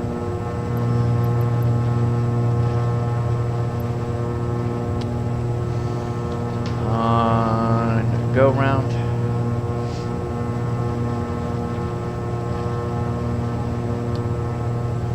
So we're gonna re-engage the autopilot so we can get to nav. We may not ever take it off of autopilot, but we'll end up going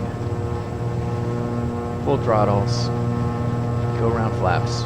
Announce go around flaps. So full throttles, put our notch of flap up, track gear, positive rate, maintain 95. Okay, good.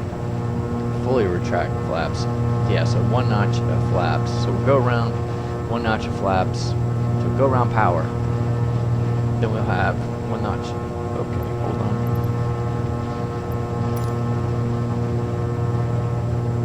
Got going on here.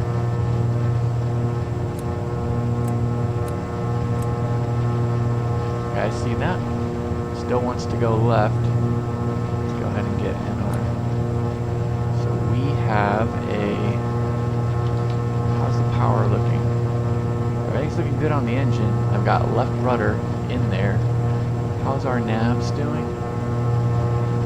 If I let it go, things are going to get squirrely on us. Icing boots are going. Must be getting hit by a pretty large wind right now. Letting go the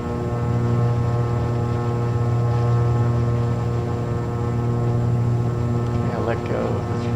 Glad I was there. That was weird.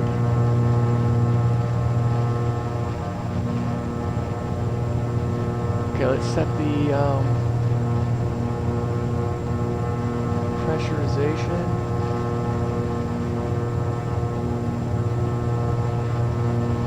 Field elevation. Let's get all the way down there.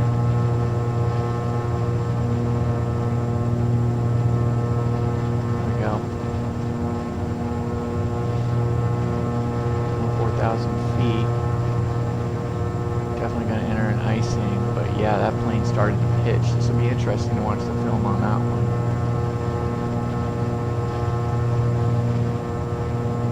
So we've got all of our de-icing full in a go. Let's get a light on. Let's go ahead and I'm not going to put the landing lights on yet. How's fuel flowing? Fuel flow's low. Something happened with fuel flow. Let's go ahead and put our boosters on. Let's take off tip tanks.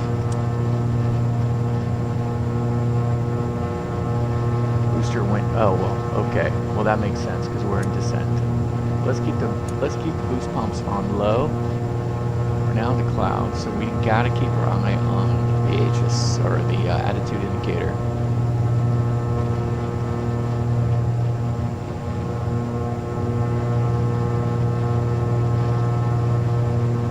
Glad we were there, Buster.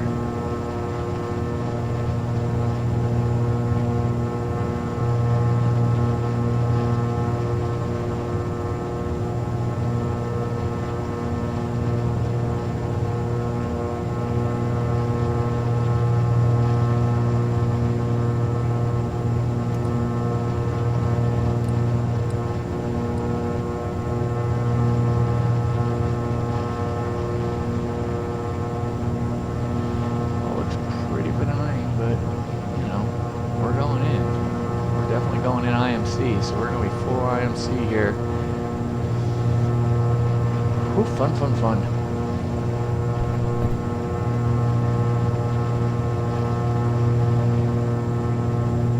Okay, we passed Litgo. I wonder if that was just our turn. This is why I saw it dig to the right. Maybe it was just our turn going to DUXOB. That could be it.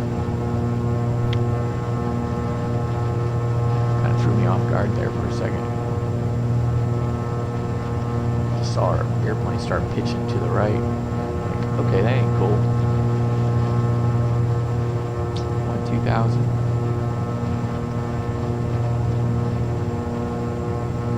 miles away. Our initial approach fix. DUXOB. Alright, so as we were talking about, it would be go around flaps, so full throttle, 1 notch of flaps. We may just keep 1 notch. Wow, look at this ridge. Jiminy Christmas. Do it.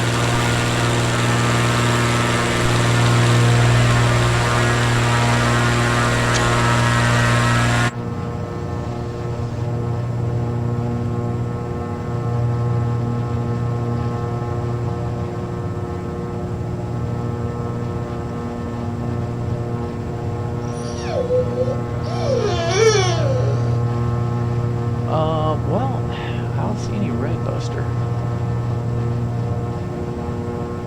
It does look a little crazy out there, for sure. I don't see any red. Icing's all on. We're coming up on 1,000 feet.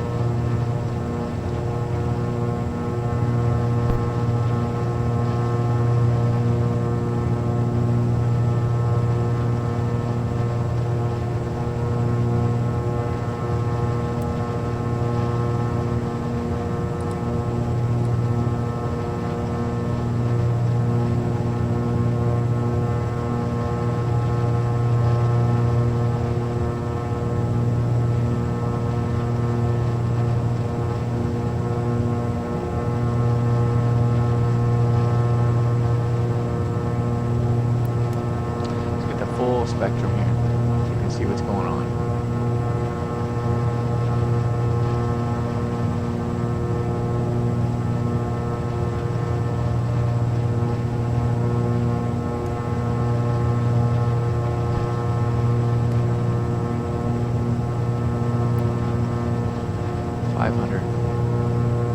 Let's go ahead and lower us.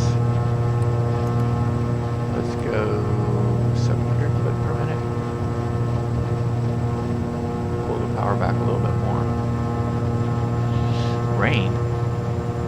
I'm sorry, we're -6. It's not raining.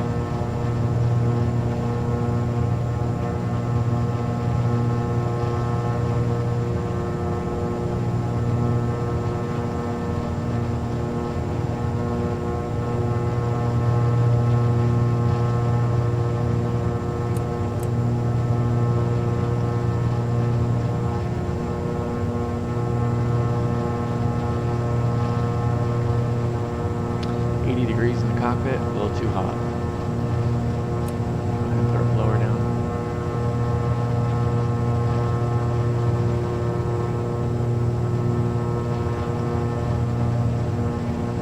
Below 10,000 feet.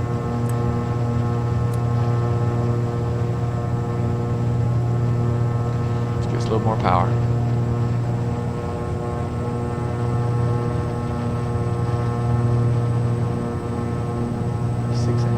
Six cylinder looks like it's overtaking the 4-cylinder.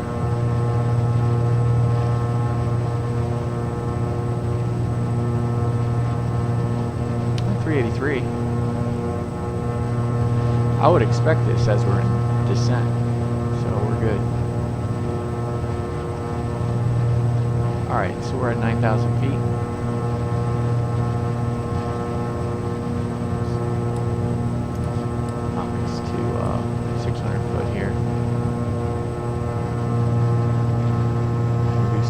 Somewhat. We're still quite a ways away from the airport. We're 50 miles away from the airport.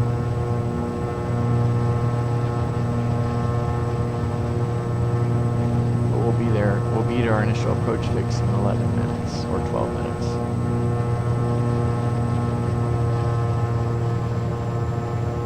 Let's reduce the power somewhat. No, we'll keep it up. We're still a little far out.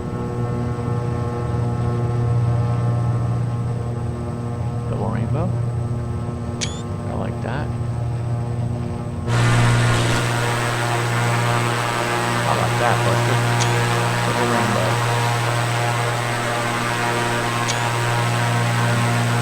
That's our thumbnail.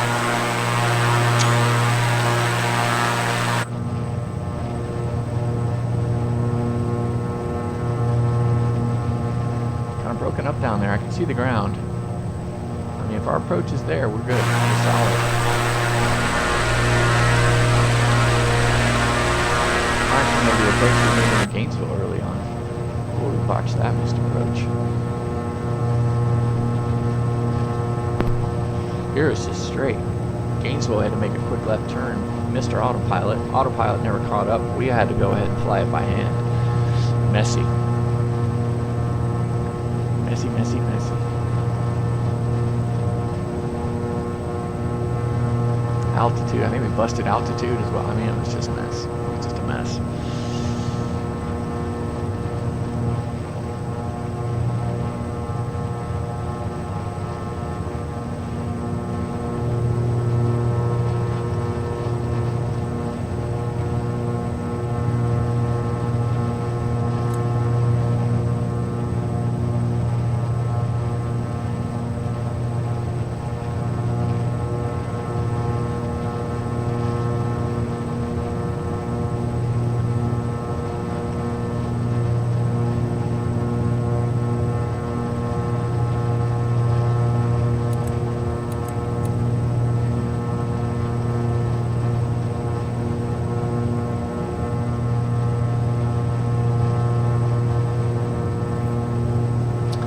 Alright, 9 miles to go.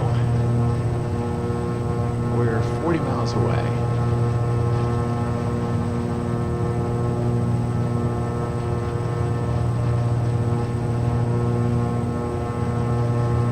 Still tracking 188 on the ground.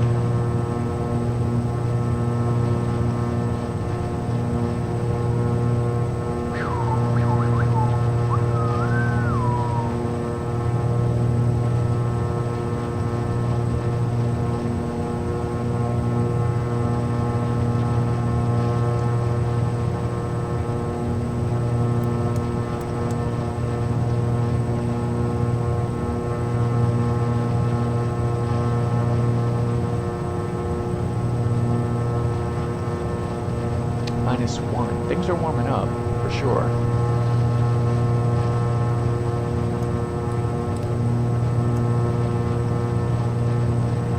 Vertical speed required keeps messing with us because we're probably going so fast. Tip tanks are all in, so we're good there.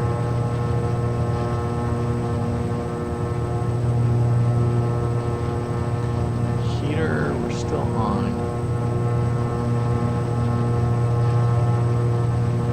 We're at 6,000 feet, 35 miles out.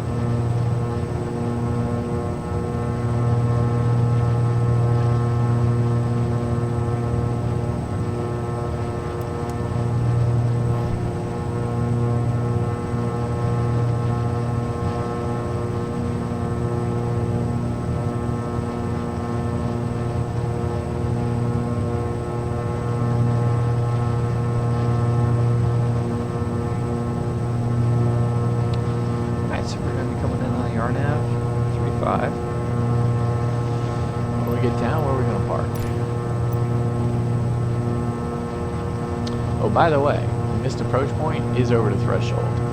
So we will go ahead and, at our MDA, we will level off.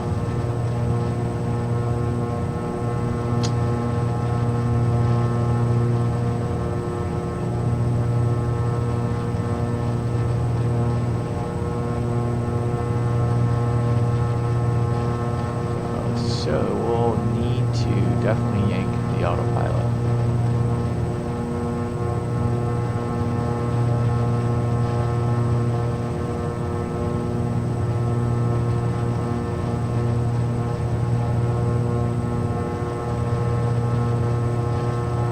Then when we get over the threshold, that's when we pull it. That's when we go missed. So we'll have to level off at 1680. It's called 1700 feet. And then when we go missed over the threshold. So we'll have to re-engage autopilot, hit the nav, start a climb. Well, first, go around. Flaps. Full power.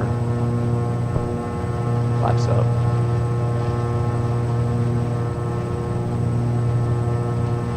Engage autopilot. May have to unsuspend. Move on.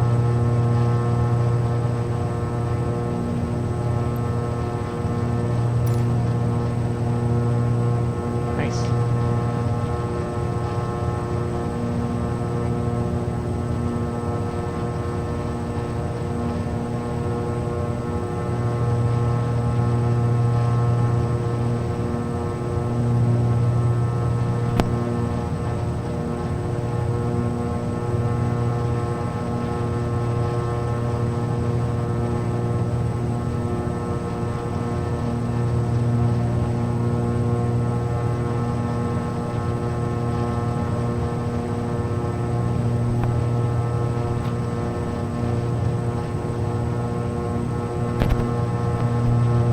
Lynn Lake traffic, bearing 712 Bravo Mike is 25 miles to the southwest, 4,500 descending, 2,700 inbound for the RNAV runway 35, Lynn Lake. Well, check this out. Why do we got no radar? Because that looks hard up east.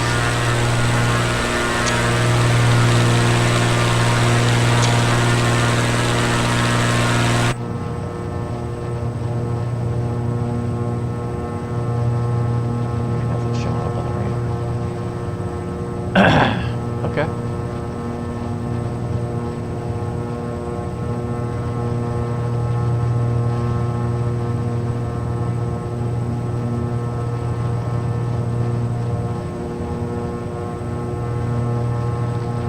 Now let's reduce.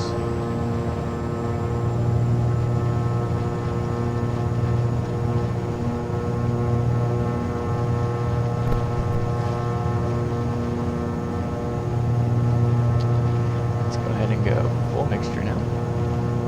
Full props.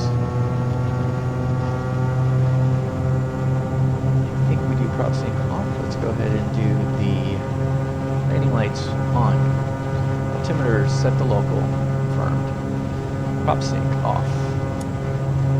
Prop liver or mixture full rich. Props full forward. Anti-ice as required. Fuel pumps low. Air conditioning heat, we're good. 74, 140 should be our deal, so we need to pull back power. We want to get to 140. I can see the ground. It's a good sign. We do have quite a bit of a thick fog layer, it seems.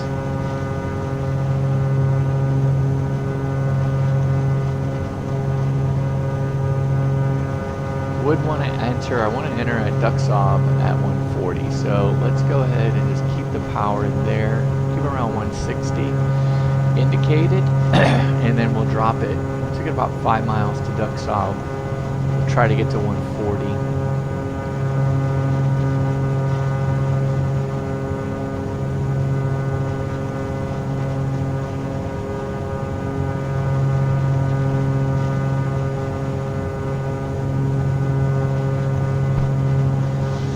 have to stick with it. Wow, we're in the soup at 3,000.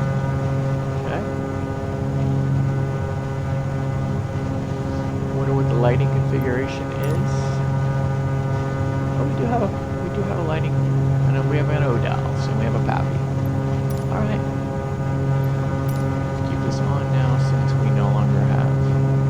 We're in IMC.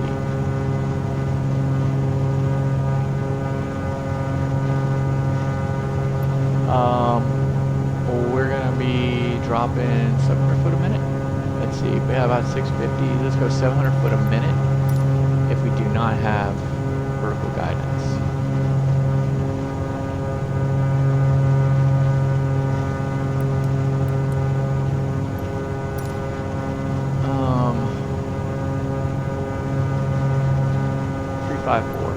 Let's set them right now.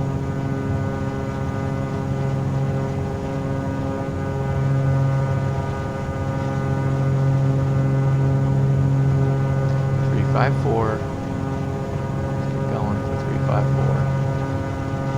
Yes, I know it's early.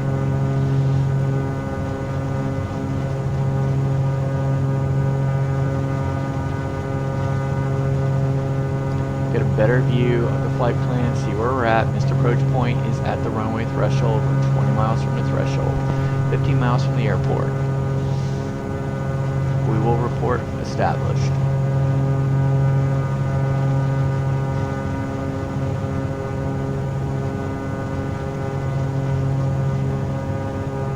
We're level at 27. We'll keep it there.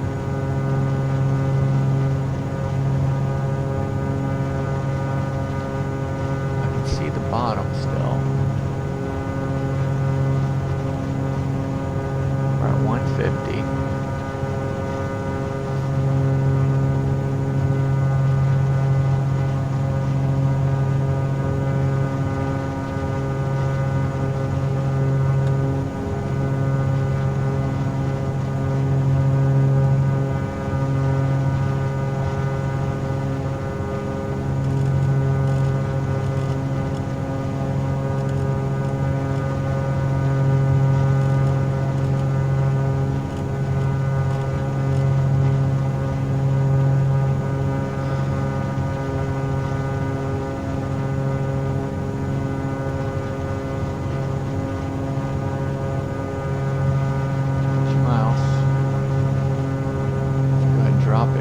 get around 140.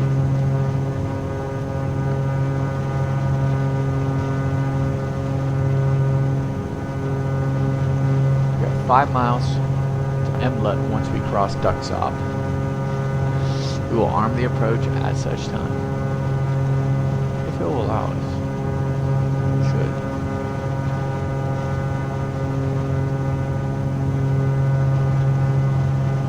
Not lying, kind of hope we have a little bit of see the ground, which is good. You guys can see it. Can't see too much in front of us. Let's see if we can get up. That's about as good as we can get up on. Over DUXOB. We got 5 miles to go to Int'l. We're level at where we need to be. Let's drop the power a little bit more. We want to be at 140 getting into Int'l. See if I can arm the approach. Cannot arm the approach yet. Have to wait until we get through Int'l to arm the approach. We're on nav right now. Final approach fix is at Int'l.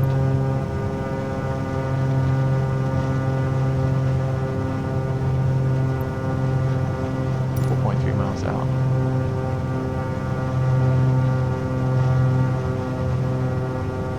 Try to maintain 140. Right before we get to Int'l, we're putting in approach flaps. Once we approach our final approach fix, we'll go ahead and get down our landing gear.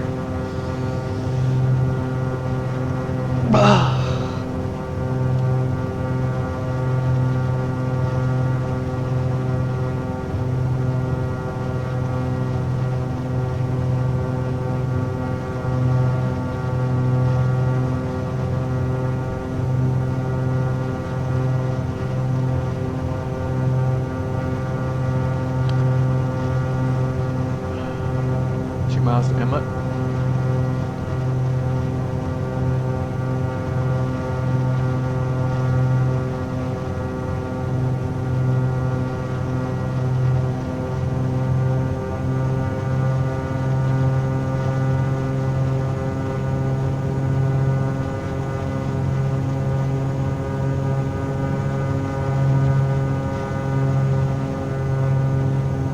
All right, 140 approaching. Let's go ahead and put approach flaps in. And now we're going to make our turn in 8 seconds. We'll have approach flaps down before we make the turn.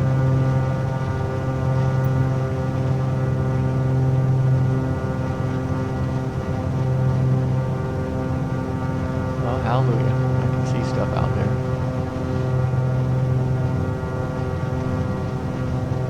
Alright, so as soon as we, yep, there we go. Oh, we got vertical guidance. Hip hip hooray. Alright, arm the approach. We see our glide path. Here we are. We're 1.5 dots below.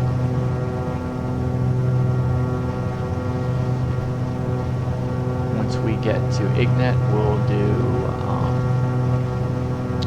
flaps, or excuse me, gear. I like the setup right now. We're 1.5 dots below. We are flying 010. This tells me we've got the wind coming from the east quite a bit. We have quite a bit of a crosswind. You can actually see it here in our 430.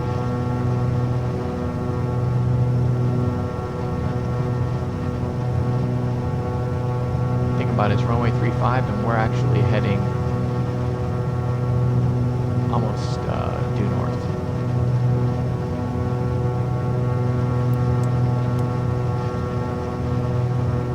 All right, we're 1 dot.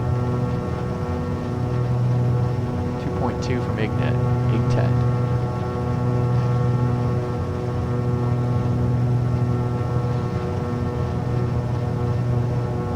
More power.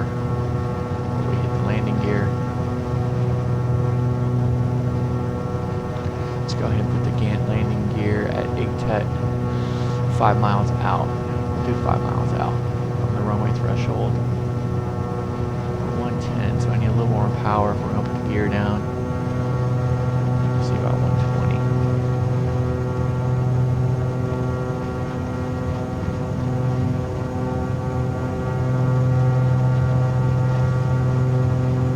Alright, 5 miles out, gear down. Let's see. Alright, we have 3 green. Gears down. Airplane is decelerating.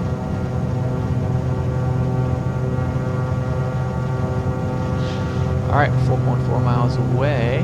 We are descending. So our minimum descent altitude is called 1,700 feet.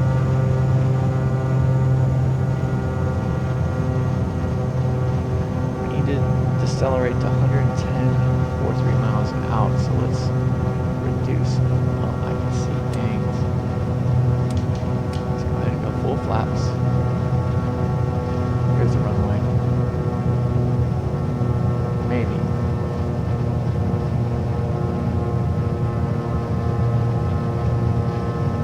Yep, there it is.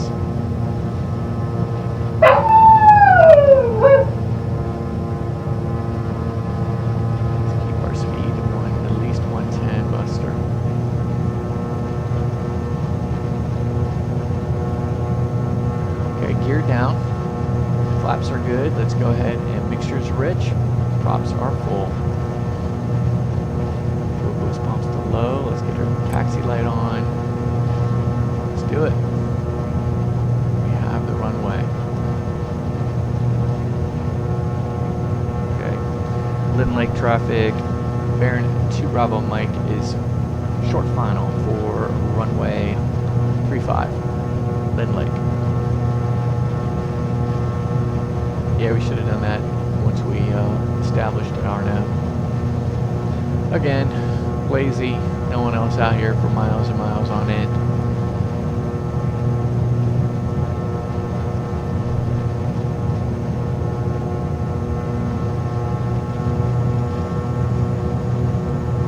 My aircraft, by the way.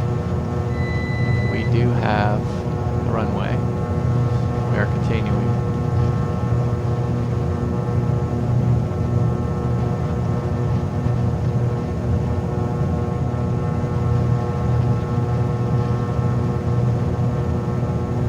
Look at that crosswind, kids.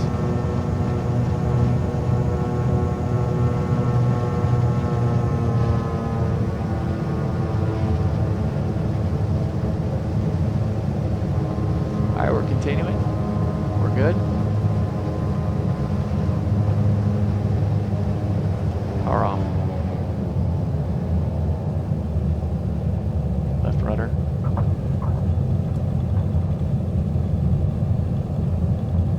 Okay, hold in the right roll and left rudder. Flaps up. Pull some pressure off. Nose wheel engaged down.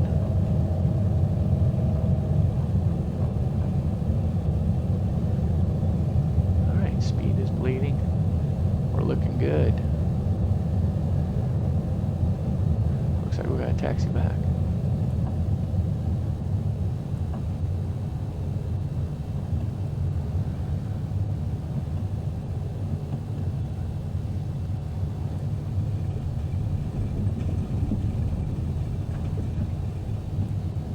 Did it snow?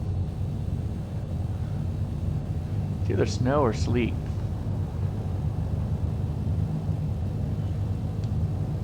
Lynn Lake traffic, bearing 2 Bravo Mike, back taxiing runway 35 to the terminal, to the ramp. Lynn Lake, I think it's snowing or sleeting.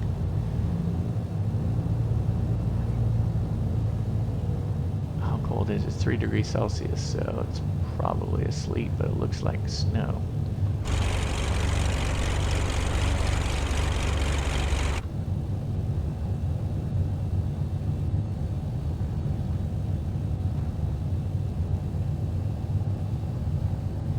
Leaving on all of our lights.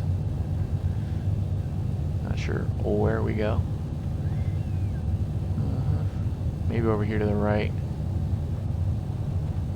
Oh, there's a little thing over here to the left.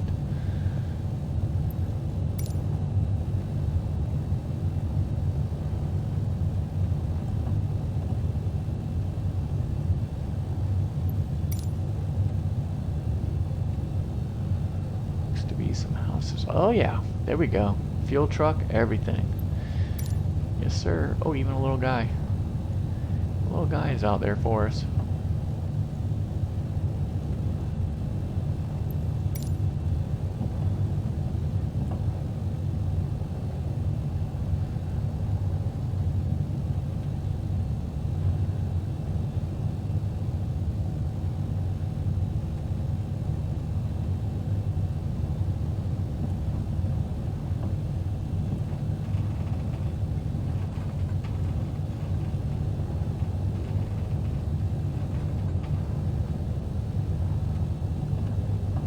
Lynn Lake traffic, bearing 2 Bravo Mike, vacated runway 35, taxiing to ramp.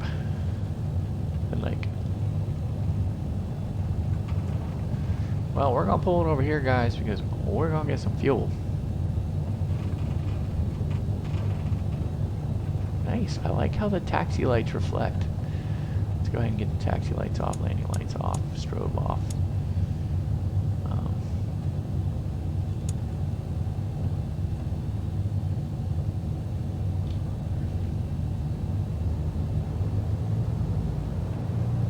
It's definitely a mix.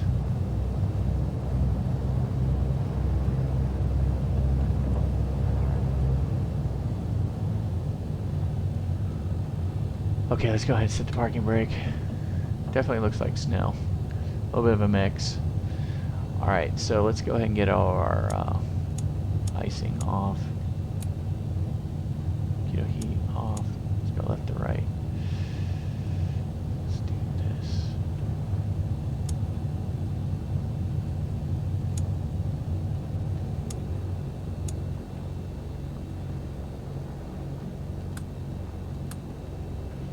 Pressurization off. Cow flaps. Get them open. Okay, everything else looks good. let's go ahead and dump the avionics. And let's go ahead.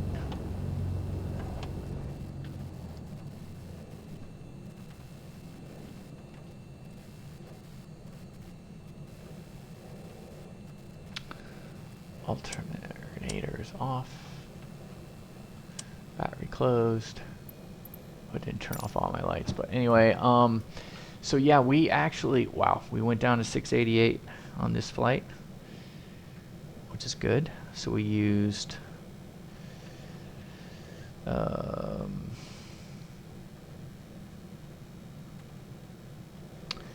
we used 524 pounds. So we'll go ahead and refuel here. It will probably be expensive. So, but look at the snow. How about that, Buster? I know, we went from the Caribbean to the snow. It's gotta be. It's not sticking, obviously, because it's what? It's what, 40? No. It's 39 out. It's 39 out. So it's like little flurries. But it's pretty cool. Can you see it from this vantage point? No. You have to be inside the cockpit to see it.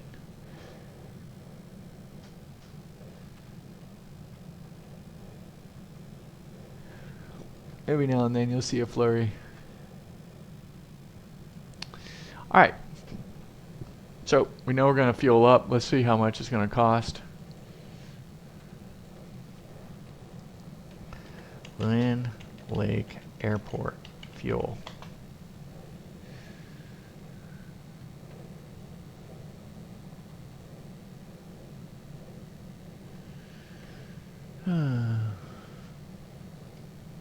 Well, darn it, we have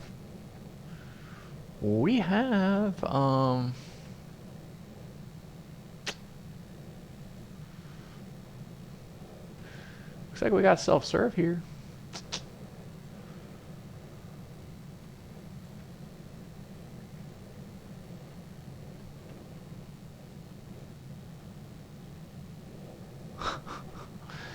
Yeah, $1.80 back in 2016. $1.80 Canadian. All right, so that didn't work. Let's see what else. Got some other options here. Man, all it is full service. Oh, they have a gravel runway. That'd be interesting.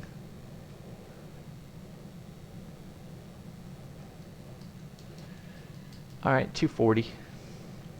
240 a liter. And that's Canadian dollars.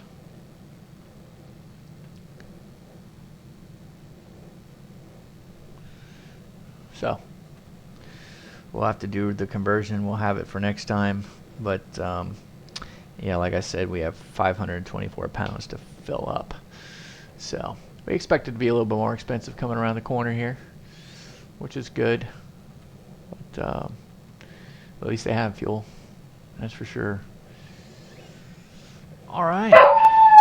Yeah, man, we're here. We're Lynn Lake.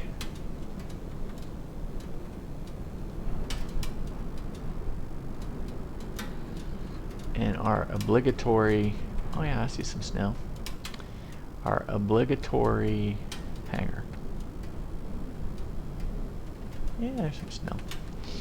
Alright guys, well, it's been a blast getting up here. Definitely some weather issues. That was a lot of fun.